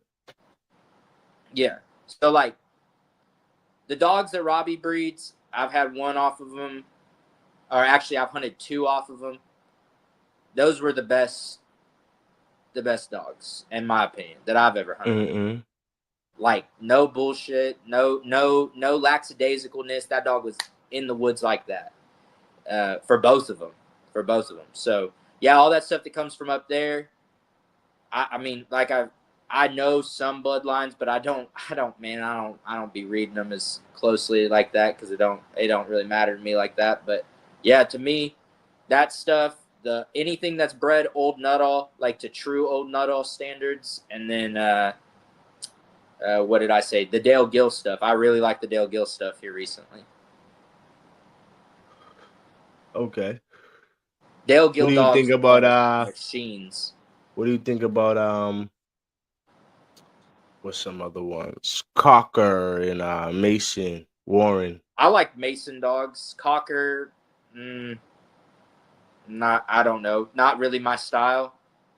What but you I've mean? got Too big, too huh? you don't like the look, too big, too small, or not too Oh, small. just the ones that I've been around are annoying, bro.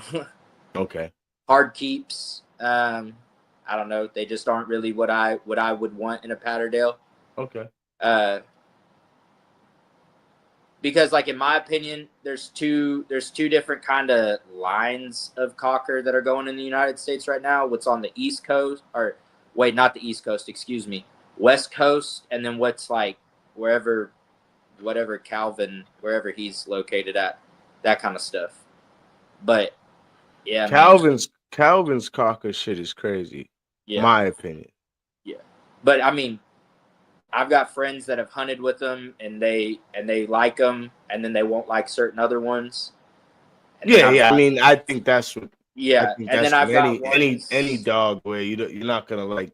Yeah, and then I have friends that just they've had it once and they swear off of it, and I've What you had it a mean? They little had bit. what? They had cocker once. Yeah, and then they had one and done. They won't ever have it again. Yeah.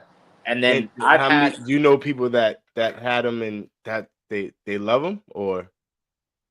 I know one person that's had one that they really loved. And then I know like the guys on the East Coast or East. I keep saying East Coast, man. I keep getting them mixed up. West Coast, they really like them. East. I mean, I know a guy on the East Coast who has one, and that dog's an assassin. Yeah, but I mean, to each their own. Not really my style. I don't really like them. I've seen and heard. I like the way they look for sure. Me personally, I haven't worked with a lot of them, but I love the way they look. I can say that. You know what I mean? But the one or two that I've worked with, they're fucking assassins. Yeah, I've just heard. I don't know. I've heard through the grapevine that a lot of them aren't really. They're not really holding up to expectations. Which again, my opinion on that, and I know I said this before to you. My opinion, a lot of that is the handler. Yeah. To me personally, I think there's a lot of them that.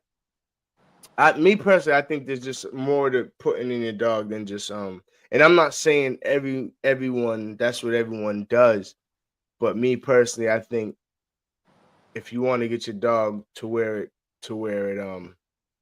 could be, and and I'm sure that it could be, and I'm sure that it is, but from what I'm dealing with my understanding and what I've been told by people that I trust, which if you know me, I don't trust hardly nobody.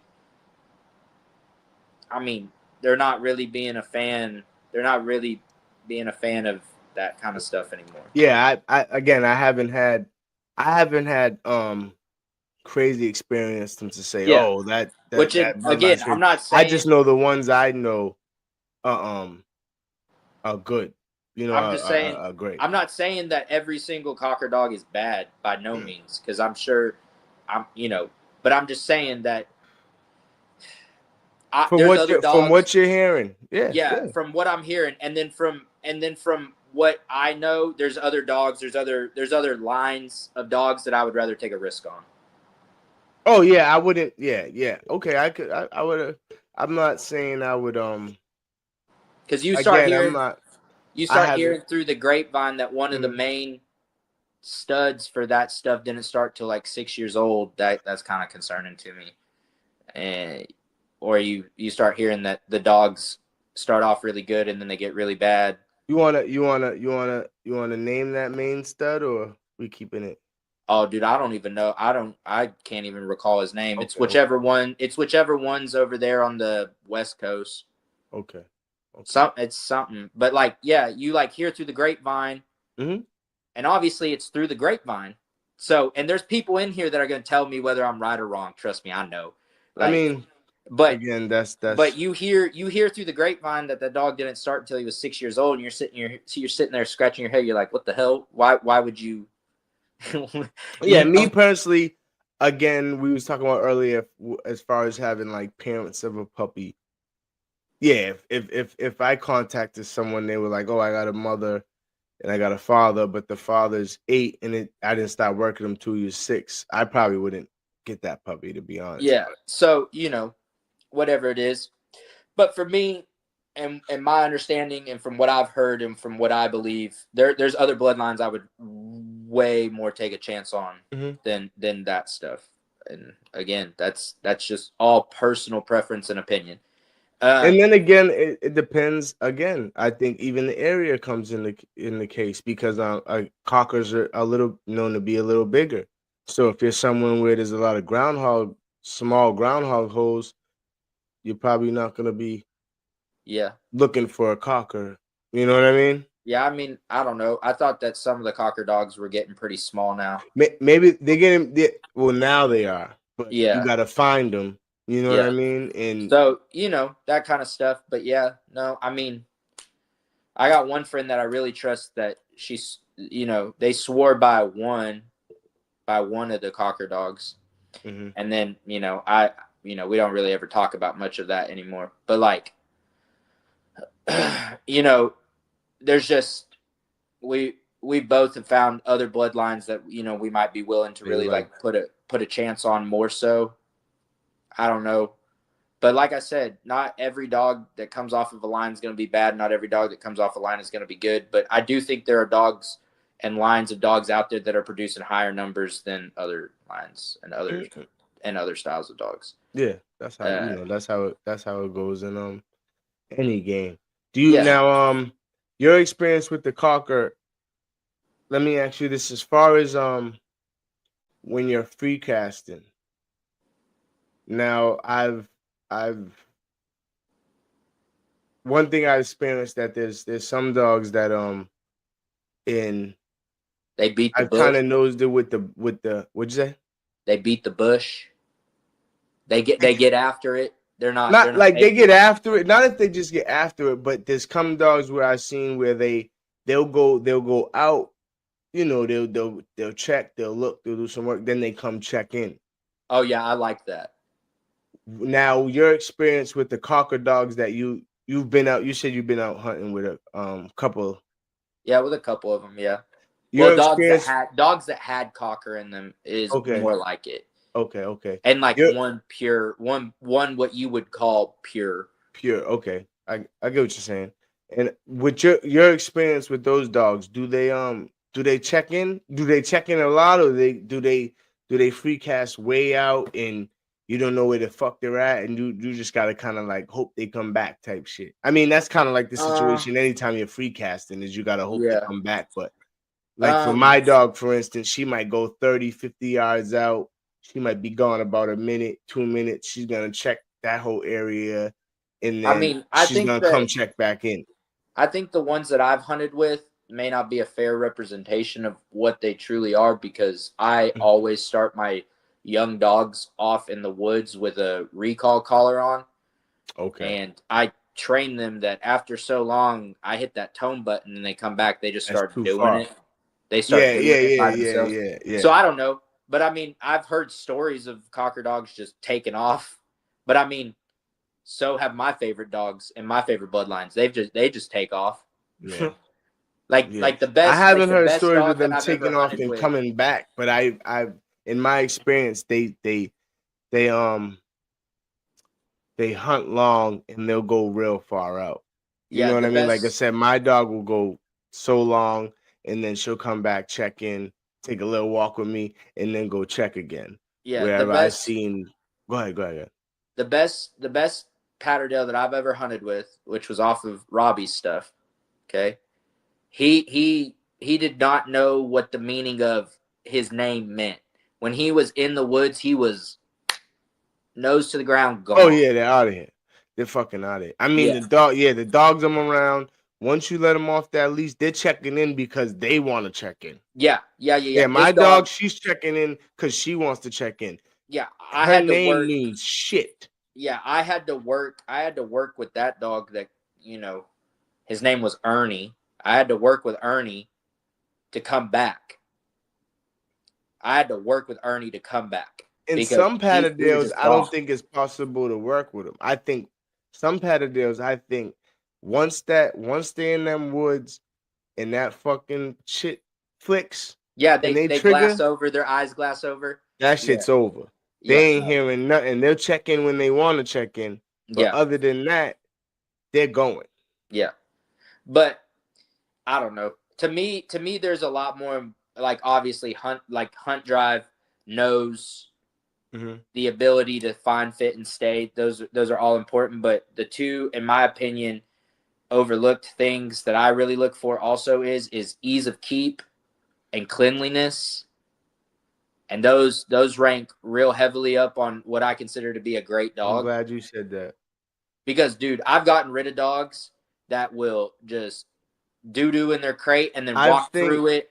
so. I And had a conversation with my boy, and I told him, I said, one thing about Patterdales, because they're hunting dogs, and they're just you good.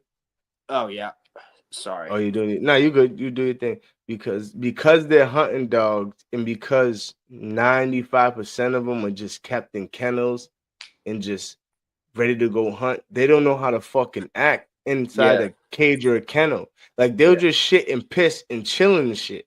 yeah. I don't tolerate that. Dogs do that So around me. They gotta go.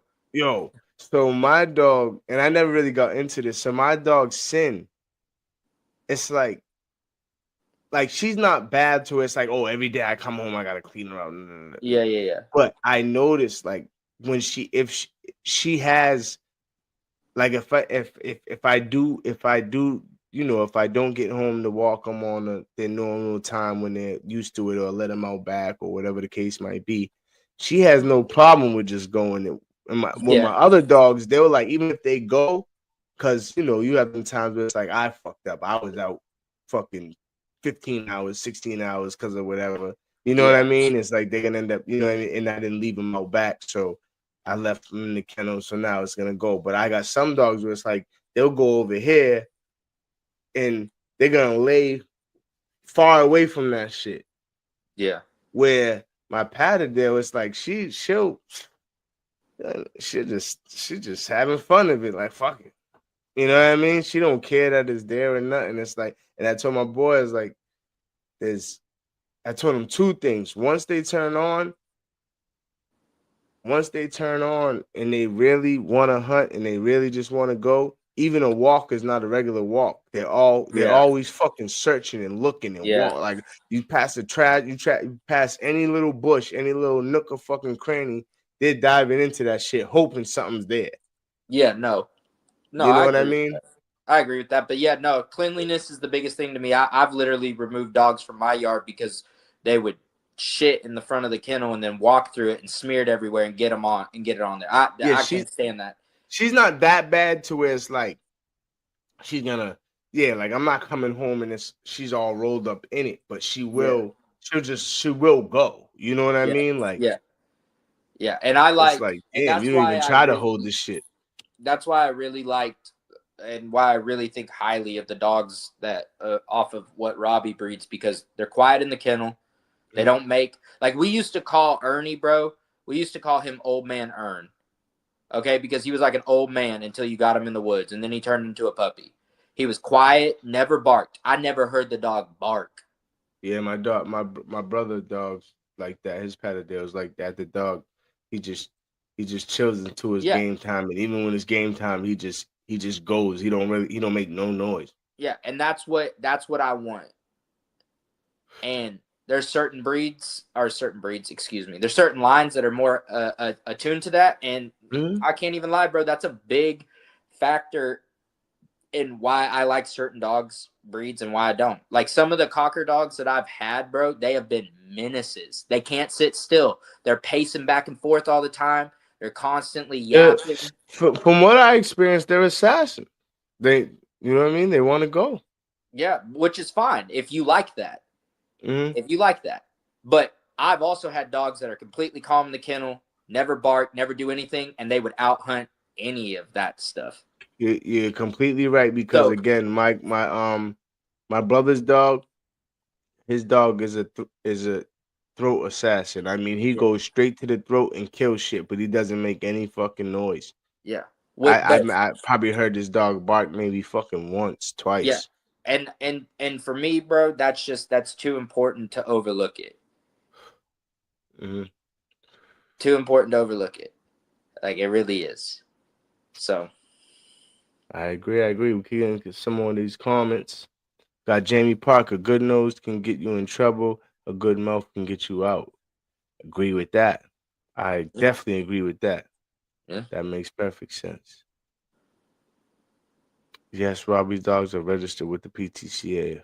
Yes, they are. Robbie is, in fact, an awesome human.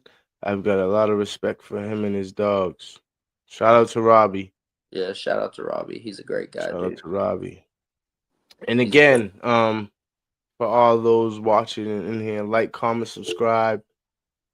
And go subscribe to the New England Patterdale Terrier Club channel too. As far as any other Patterdale channels, man. Show love, subscribe. We're trying to bring this thing together, bring the whole Patterdale world together Yeah, with love. You know what I mean? It's us versus the rodents. It's not us versus each other. It's us versus the rodents. So that's one thing I like to make clear. It's all love in the Patterdale world, man. We all love Patterdales, and we're all here to help out the farmers and help out. If you're ratting, help out the city. You know. yeah. It's us again. It's us versus the rodents. That's one thing we like to say all the time on Yeah. You know how I told you earlier that the Mhm. only reason why I registered one of those dogs was because the breeder asked me to? It was Robbie. He asked me if I would do it, and so I did it. Me personally, I'm registering my dogs. That's just Yeah.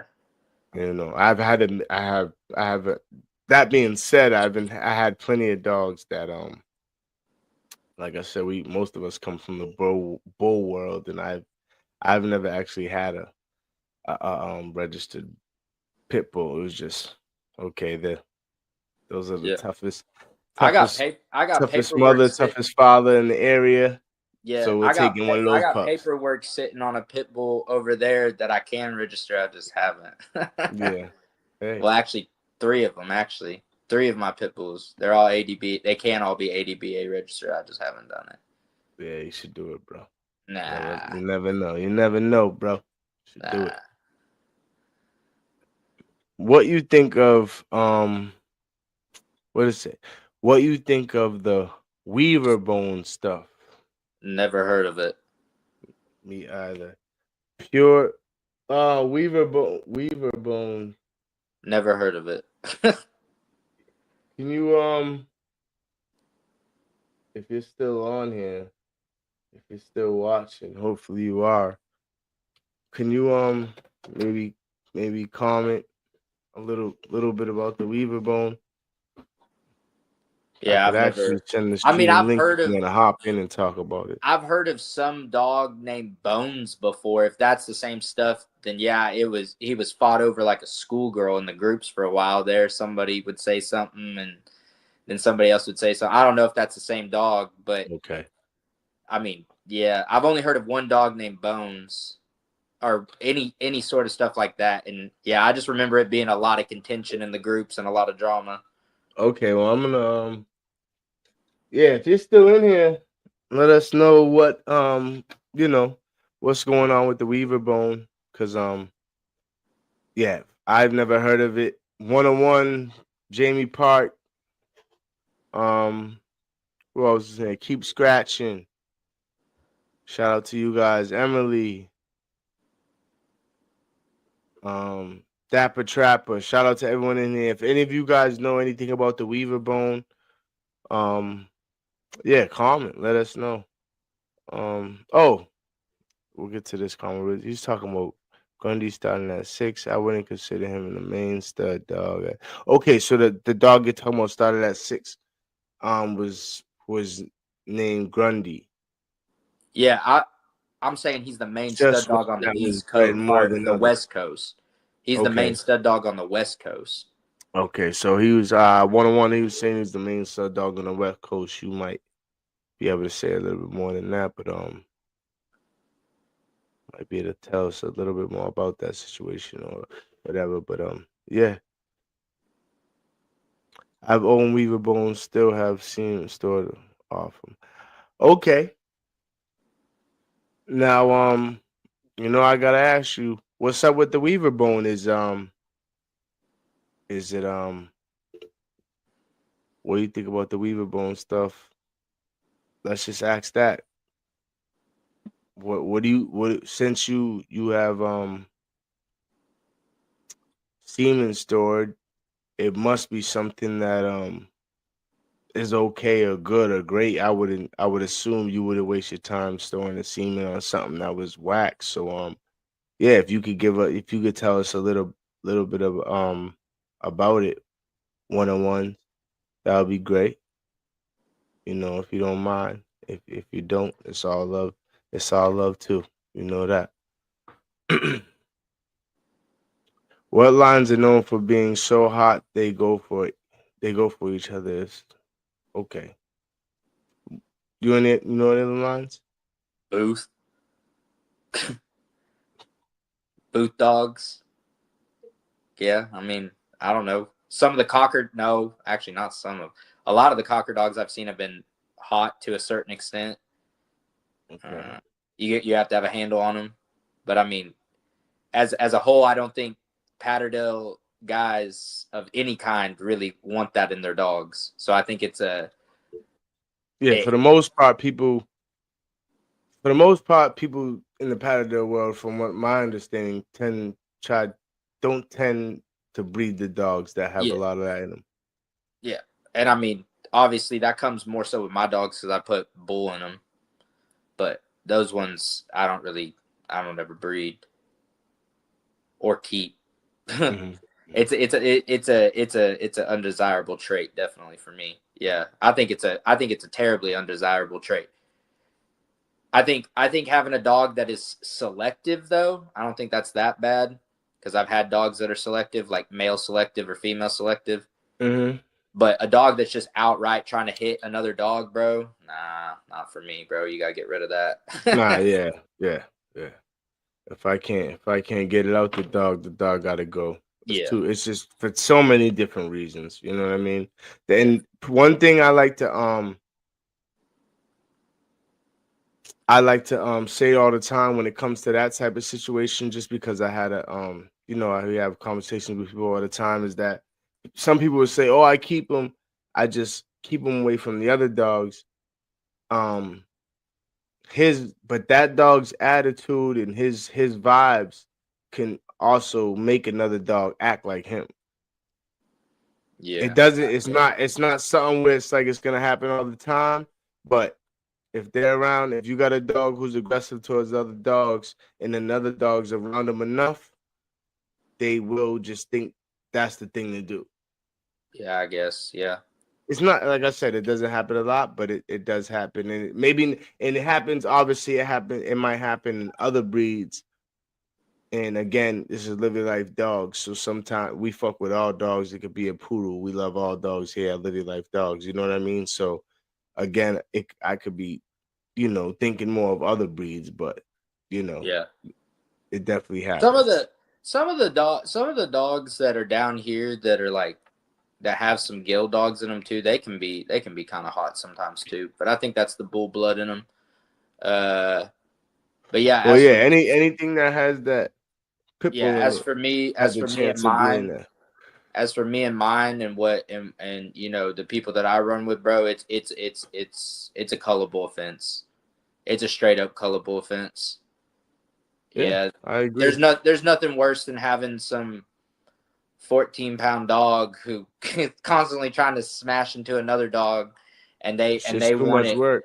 Yeah, and they want to almost hit the other dog more than they want to hunt, bro. They gotta go. They Yeah, gotta go in I my mean, opinion. my dog, I have a pit bull. Like I said before, he's yeah, he's not dog friendly at all. So Yeah, but that's he's cool with expected of the my breed. dogs, but yeah, I just deal with it, and I'm responsible older, so I'm good. But Yeah, yeah, that's a pit bull trait though. yeah, he gets along with my dogs. I got a female lech, and of course my Patterdale Cinnamon.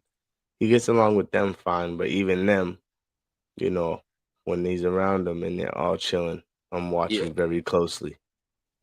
yeah, Bones was my dog. Okay, so 101 Kennels, Bones. You was talking about the dog Bones that you ever heard of. Bones was one of my dog, and he said you was right on the West Coast. Um, that dog was definitely the Gundy yeah. And was I don't definitely even the know, dude. From Gundy, the last time I heard, he was pretty old, so I don't even know if he's still kicking. But if he is, cool. definitely cool. We want them to all kick as long, and that's one thing I would like to say too is yeah, once these dogs get, and I'm not saying anyone in here doesn't or don't, but just in the dog world in general, as far as like working dogs, um, there's one thing that's pretty common is, once they're kind of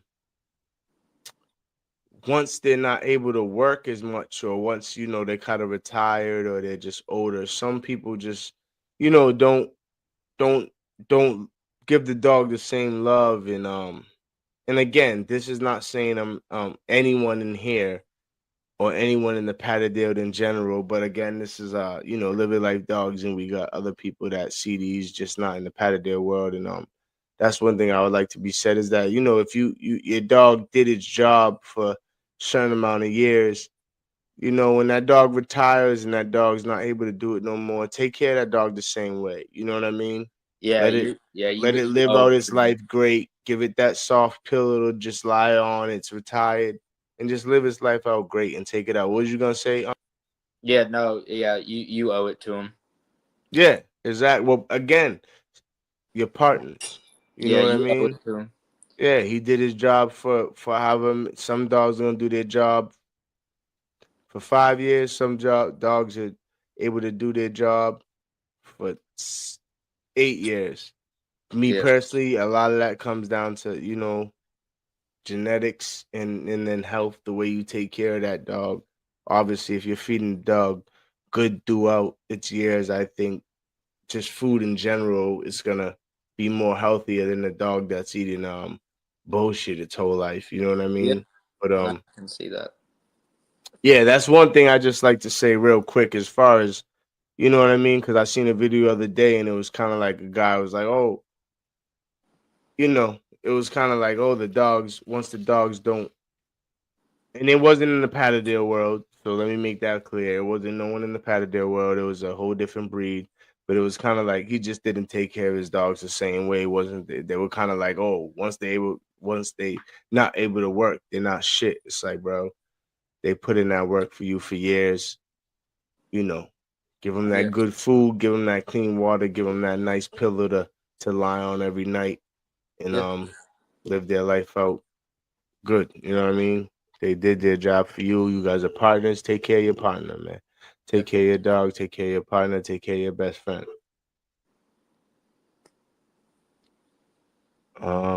What are we talking about tonight? Everything stink. We getting stinky in here. Stink. We talking about everything. Sounds sounds like dog aggression. That's probably what you just heard when you hopped in here, but we've been talking about anything, man. Anything and everything Patterdale is what we do over here. Bones was a good mute dog, a very good producer, good nutter booth cross with good nutter boot cross.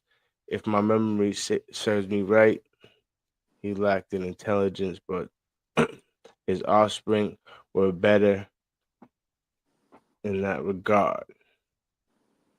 Okay. So these are all dogs. For those who just hopped in, these are all dogs that we was talking about earlier.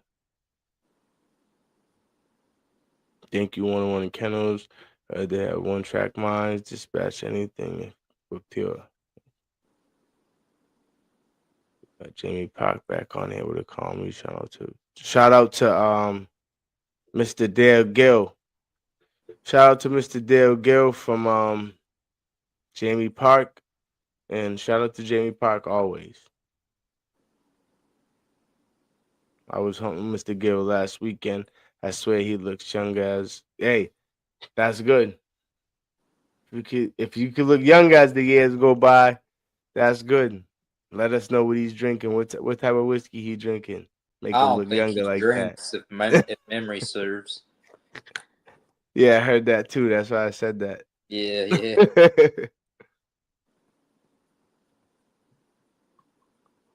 But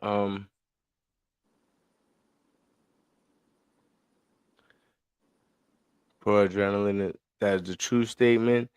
They have one-track minds. They seem to do best if they ate out a good location. Bitch, Bones himself was the average locator. Okay, so that's talking about the cocker. That's No, talking about Bones, according to him, was Gould, Nuttall, and Booth. Okay. Yeah.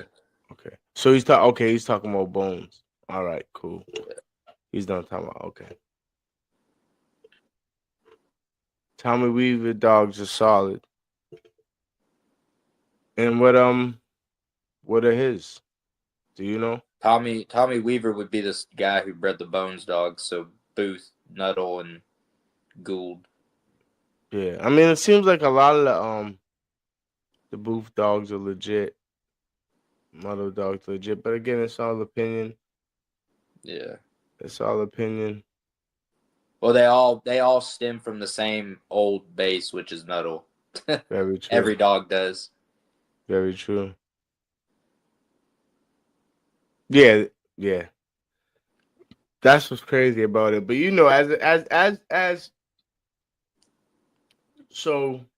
as time goes on, though, I think a lot of breeding and all that.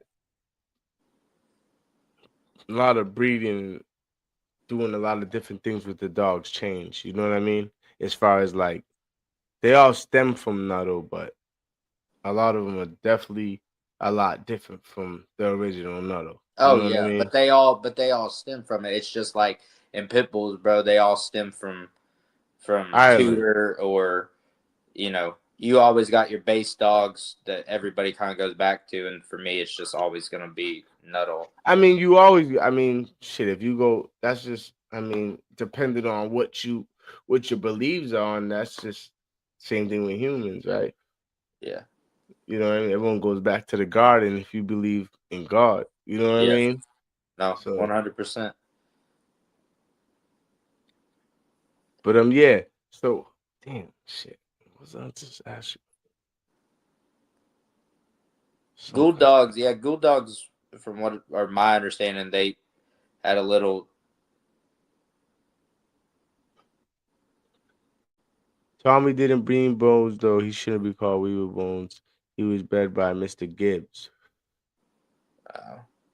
Well, listen, people are gonna start getting into this and names and blah blah blah. Yeah, that's when y'all start to lose me personally. I don't, I don't care. Look, 101.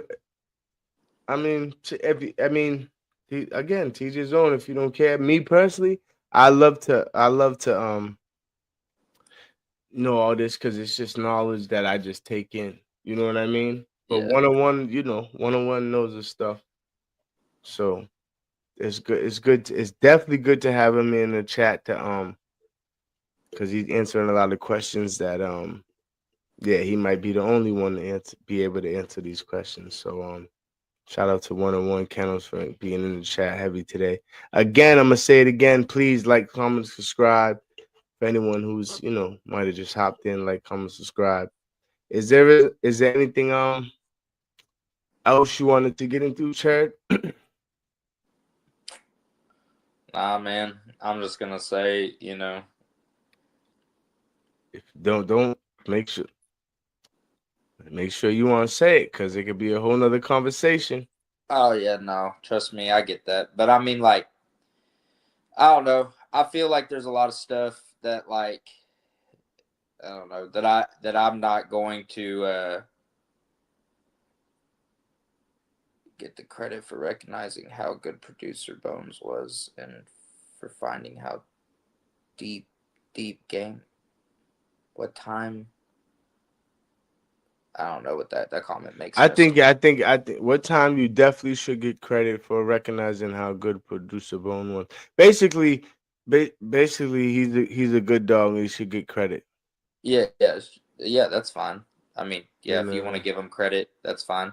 But whatever, it don't matter on that. But all I'm gonna say is that there's a lot of stuff in Patterdales to there's a lot of stuff in Patterdales that recently maybe not a lot of us would agree with. Not everybody's gonna be the most vocal on, and I just want to encourage people that just because one person seems to always have the answers or always be answering stuff or always be doing anything, whether whoever that is in a group or who you talk to or whatever, don't be scared to ask the questions. Don't be scared to, like, speak your experiences. Don't be scared to just to have any sort of a voice, because it's everybody's voice in these dogs is going to be valuable, and everybody's voice in the dog, and we all learn from it. Like, again, and you all learn from it. And the one thing, and one of the other things that I was gonna say is like, also, don't be scared to share your experiences with like dogs in general, lines of dogs, stuff like that, because what might be perfect for one person definitely ain't gonna be perfect for the next. And in this conversation here, we've really gone over that, and I just want to say that's probably the most important takeaway from this for me, is that what I believe somebody else may not believe, which clearly other people don't, which is fine. But what I am going to say is that anyone who tries to take away from your experience, tries to be demeaning, rude, call you out for your experiences, is a lesser person because of that. And I agree. And I think that's just always going to be something that I'm always going to want to reiterate. Ask the questions, talk to people. Bro, you only get better by talking to them, bro. You only get better by talking to people. And I think the other thing is like, even Marshall said it on the first podcast that we did together. All right, Marshall said something that shout out to the bro Marshall. Yeah, Marshall said something that or later. Marshall said something that really stuck to me. He said, I've hunted with people that I don't agree with, and I've hunted with people that I agree with, and I still learn something new, whether I agree with them or whether I don't. And I will be the first to admit, I probably got about 4 people that I agree with when it comes to these dogs, and there's a lot of people I don't agree with. But even those people you don't agree with, though, but I still if give you them have respect. a full conversation, there's still respect. some things that you will agree with. Yeah, no, there's some things. There's some things, but I just want everybody to know that the only way that these dogs are going to get better, the only way these dogs are going to continue, is if it's a group collective and not just one person speaking for everybody. Of course. Of course. That's I mean, that's why, that's why sports teams have 50 coaching staff. You know what I mean? Because it's a group thing. It takes an army. It takes an army to conquer something, man. And I really And think that everything like that should be kind of taken like that. and we're the army, and we're here to conquer rodents. Yeah. So, and that, I'm gonna keep saying that because the fact that one thing I know, you know, that's just naturally in us is that we all come from the bull world. So that natural my dog is better than your dog is in us. Yeah. You know what I mean? But at the end of the day, again, I say it all the time. It's us versus the rodents. It's not Yeah. our dogs. We should all be rooting for each other's dogs because even, you know what I mean? Yeah. And Even I if it's a agree. competition. And I agree with that. And I agree with that. But you also gotta realize that Mhm. sometimes, bro, there's people that are gonna be screaming that their dogs are the best. Oh, that's the way it goes. There's some Yeah, people yeah, that yeah. can't get over it. And there's some people that can't get over it. And then there's some people that sometimes, man, they just get sick and tired of hearing it. And then Mhm. that's when it clashes. And I can admit that, bro. And the one Oh, I thing that mean, people that's the will, human in us. That's yeah, the human in us. But that's why that's why I'm here. yeah. But they Because have, I'm trying to, and there's always gonna be that, and that's life. You know what I mean? But we yeah, always, at the end of the day, it it stems from naturally just us being competitive as men. You know what I yeah, mean? But at the same time, it's like, you know, we again, it's simply said, it's us versus the rodents. In this game, it's cool. Your dog's better than mine. As long as they're all getting but rodents. they're better in, but they're better in their mind. They may not be better in your mind, but they're better in their mind. And that's And that's then, another important thing that I think people need to understand is that every person's version of what is perfect is subjective to that person. well, I get that, but that being said, there's nothing perfect, but so there's and like you said, there's situations where it's okay, everything is better in their mind, everything is better than in their mind. That's when something can be compared. So it's kind of like okay, you could put two quarterbacks together. You could say, okay, those two quarterbacks, you could say Matthew Stafford and Drew Brees, they're almost the same. So in that case, it's gonna come down to the person and their opinion. Then you can compare them to Joe Montana, Tom Brady. Now it's plain and simple. If you was to say Matthew Stafford or Drew Brees is just as good as Tom Brady or Joe Montana, now you're just lying. Now you're just not paying attention. You know what I'm saying? Like there's things where it's close, where it's like, okay, there's opinion where it's like, okay, my dog, your dog, and my dog, we could argue about it. Who's better? Who's better? Who's better? Who's better? But if we both go out and we put them in the dirt, you might get two dogs that both put in work, that both you realize like, damn, these dogs are both 50-50. These dogs do both good at this, both good at that, both good at this, both good at that. Then you might go out with two dogs where it's like clear as day, this dog is better. It's Oh not. yeah. It's you know what I'm saying. That's the thing about it. You know what I mean. So at the same time though, you're all there to catch the same thing. Oh You know what I yeah. mean. You're all there to do the same thing. Get rid of these rodents. So that's what it comes down to me. Like you know what I mean. At the end of the day, there's there's I love the Patterdale and I would love to have one of the best dogs in history or whatever you want to call it. But at the end of the day, I'm having fun with the people I love and making new friends and the dogs I love and doing what we love. And that's the biggest part about it. You know what I mean? Yeah. So, you know what I mean? It's us versus the rodents, and Yeah. we'll take it from there, man. Just have a good time with your dog, love your dog, and do all Yeah. the right things with it. With all these talks of males, I'm gonna say that the bitch is the main foundation, in my opinion, of the bitch brings out the body style, temperament, mental stability. Your thoughts? I Yeah. mean, that's your opinion, but Nah, bro. Nah. In my belief, bro, the females make a yard. The females make a yard. I agree with him 100%. I mean, so the whole thing is right. That's true, somewhat, because from what I've learned, and I might be wrong.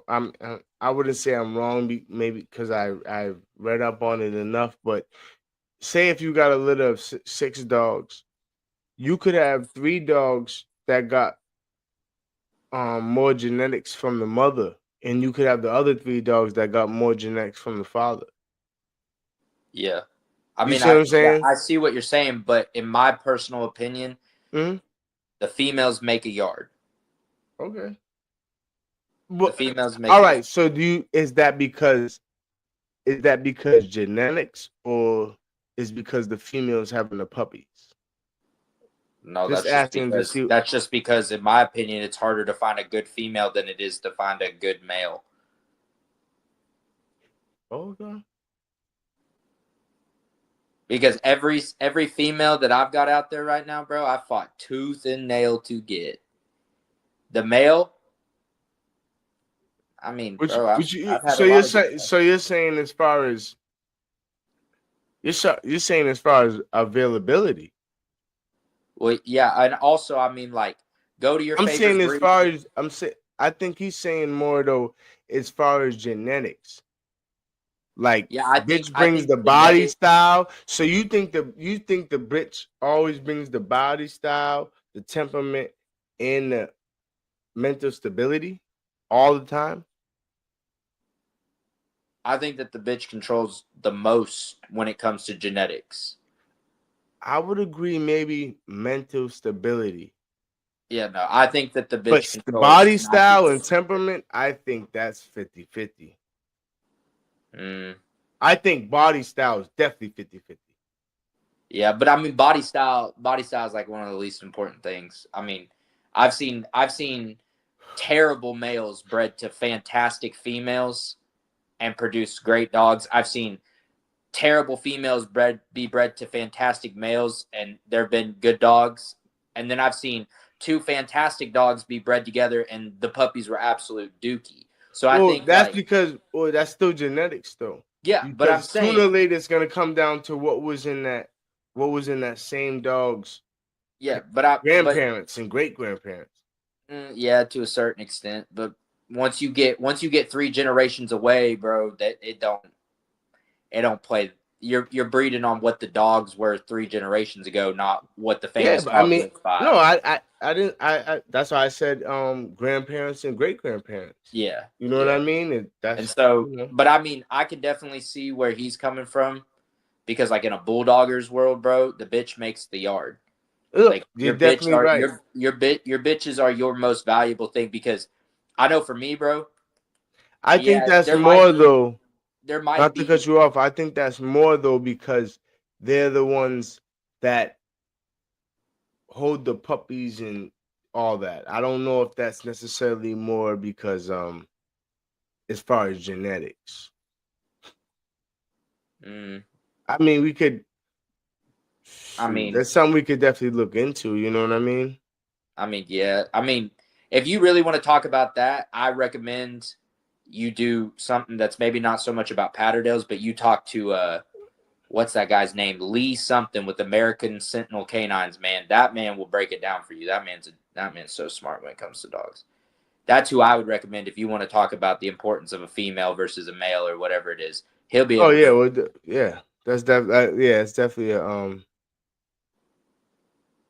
see, if you just Google it, it says the pups inherit an equal 50% DNA from the mother and 50% DNA from the father.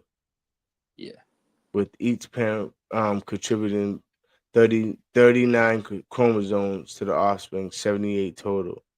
Yeah, but I mean, again, everybody's gonna have their own beliefs, man. Yeah.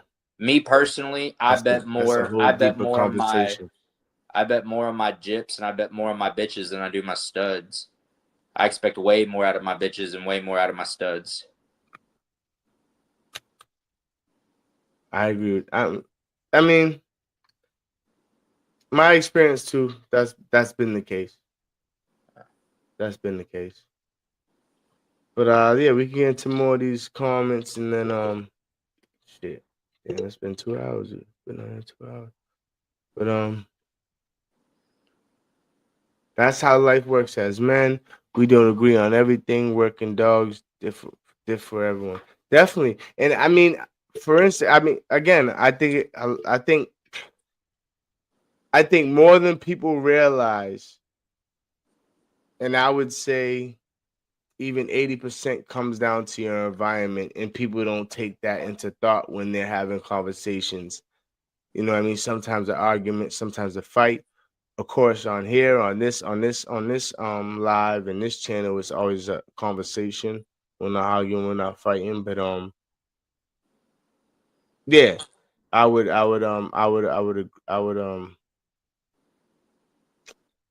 with that. Definitely agree with that.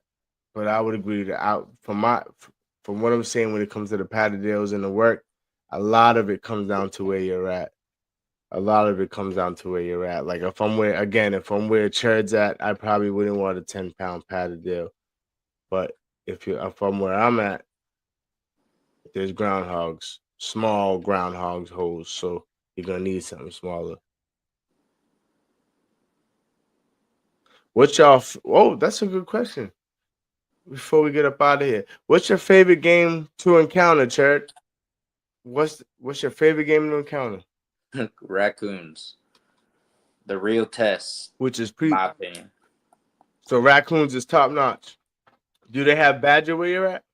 Yeah, they do, but good luck getting them to hunker down. They're constantly moving. In my opinion, the perfect testing medium for a terrier to see what a terrier has is a raccoon. Okay. Even more than a badger. Or it's like your Patterdale's dead with a badger. Nah, your Patterdale ain't gonna be dead. But I mean, good luck getting them in the hole. I mean, just the scarcity of them. And plus, badgers can turn 180 degrees in their own skin, dude. So they're basically like a battle tank with teeth and claws. Where raccoons, I mean, yeah, they're hard, but they ain't like that. Mm-hmm. Female the foundation. Anthro. What's up, Anthro? Where you been, man? Shout out to Anthro back up in here. Anthro's always in here. Leaving comments. Like, comment, subscribe again. Please share. Dominant versus recessive traits. Don't know sex. Hey. That's a scientist question, bro. Man, just work the dogs that make you happy and fuck what other man has to say. I agree with you, Stink. I agree with you. But respectfully, we all got our own opinions. You can respect a man's other opinion. You don't gotta say fuck their opinion. You know, I don't move on those vibes. I'm always gonna respect everyone, but Stink, I ain't mad at you. Good quality bitch is worth her weight in gold. They hold more genetic value than a male. Yeah. Okay. Agree with that. So everyone agrees with you. Badger and raccoon are my favorite. 101.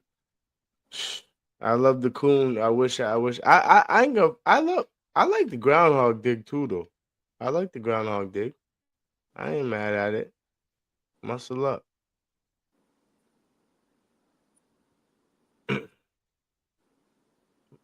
Raccoons are vicious suckers. They will test your stock. Very true. Very true. I agree. Coon and badger are a lot of genetics come from the females.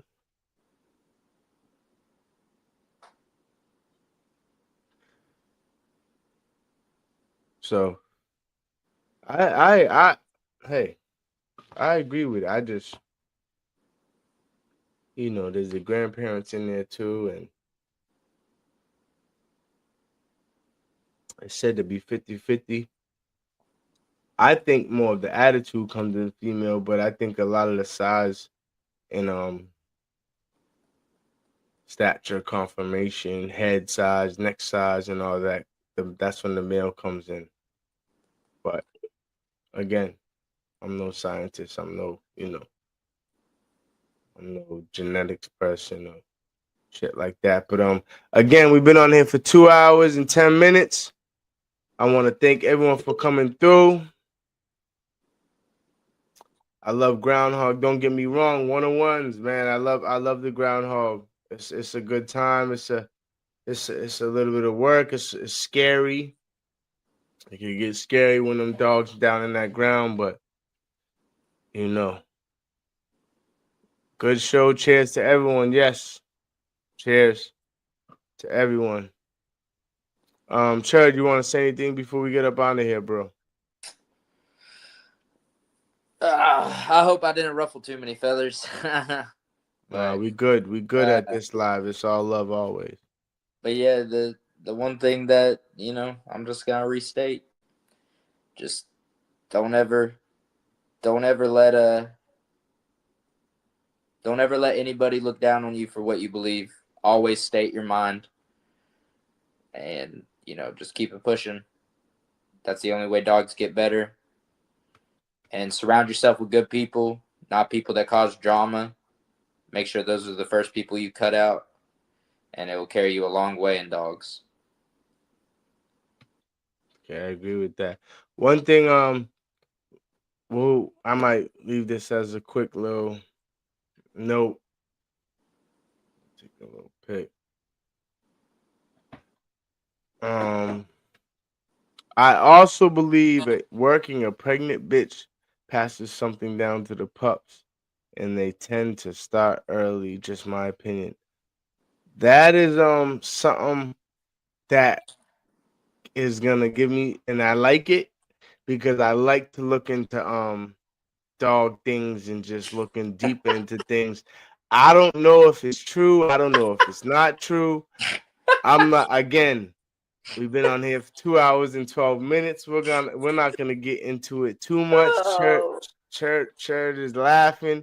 Maybe maybe I could get Churd on here again next week, and we can get into more of that and have fun with it again because I like having you on here. But yeah. Bro, I'm sorry, but that Fuck it. Say what you gotta say, man. bro, If we go 3 hours, we go 3 hours, man. no, we ain't going man. 3. We ain't going 3 hours. Patterdale talk, man. What Bro, it is. that just we ain't going 3 hours. We ain't going much longer than this. But that's a crazy statement, my man. So what you saying? You saying you just don't agree 100% or what? I think that it. Yeah, no, we ain't gonna get into that, bro. I got work. All right, we get into what you saying.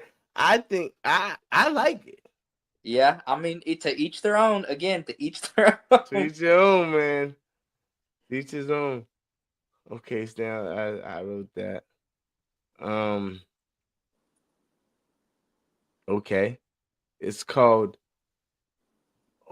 epigenetic imprint. Thank you, Anthro.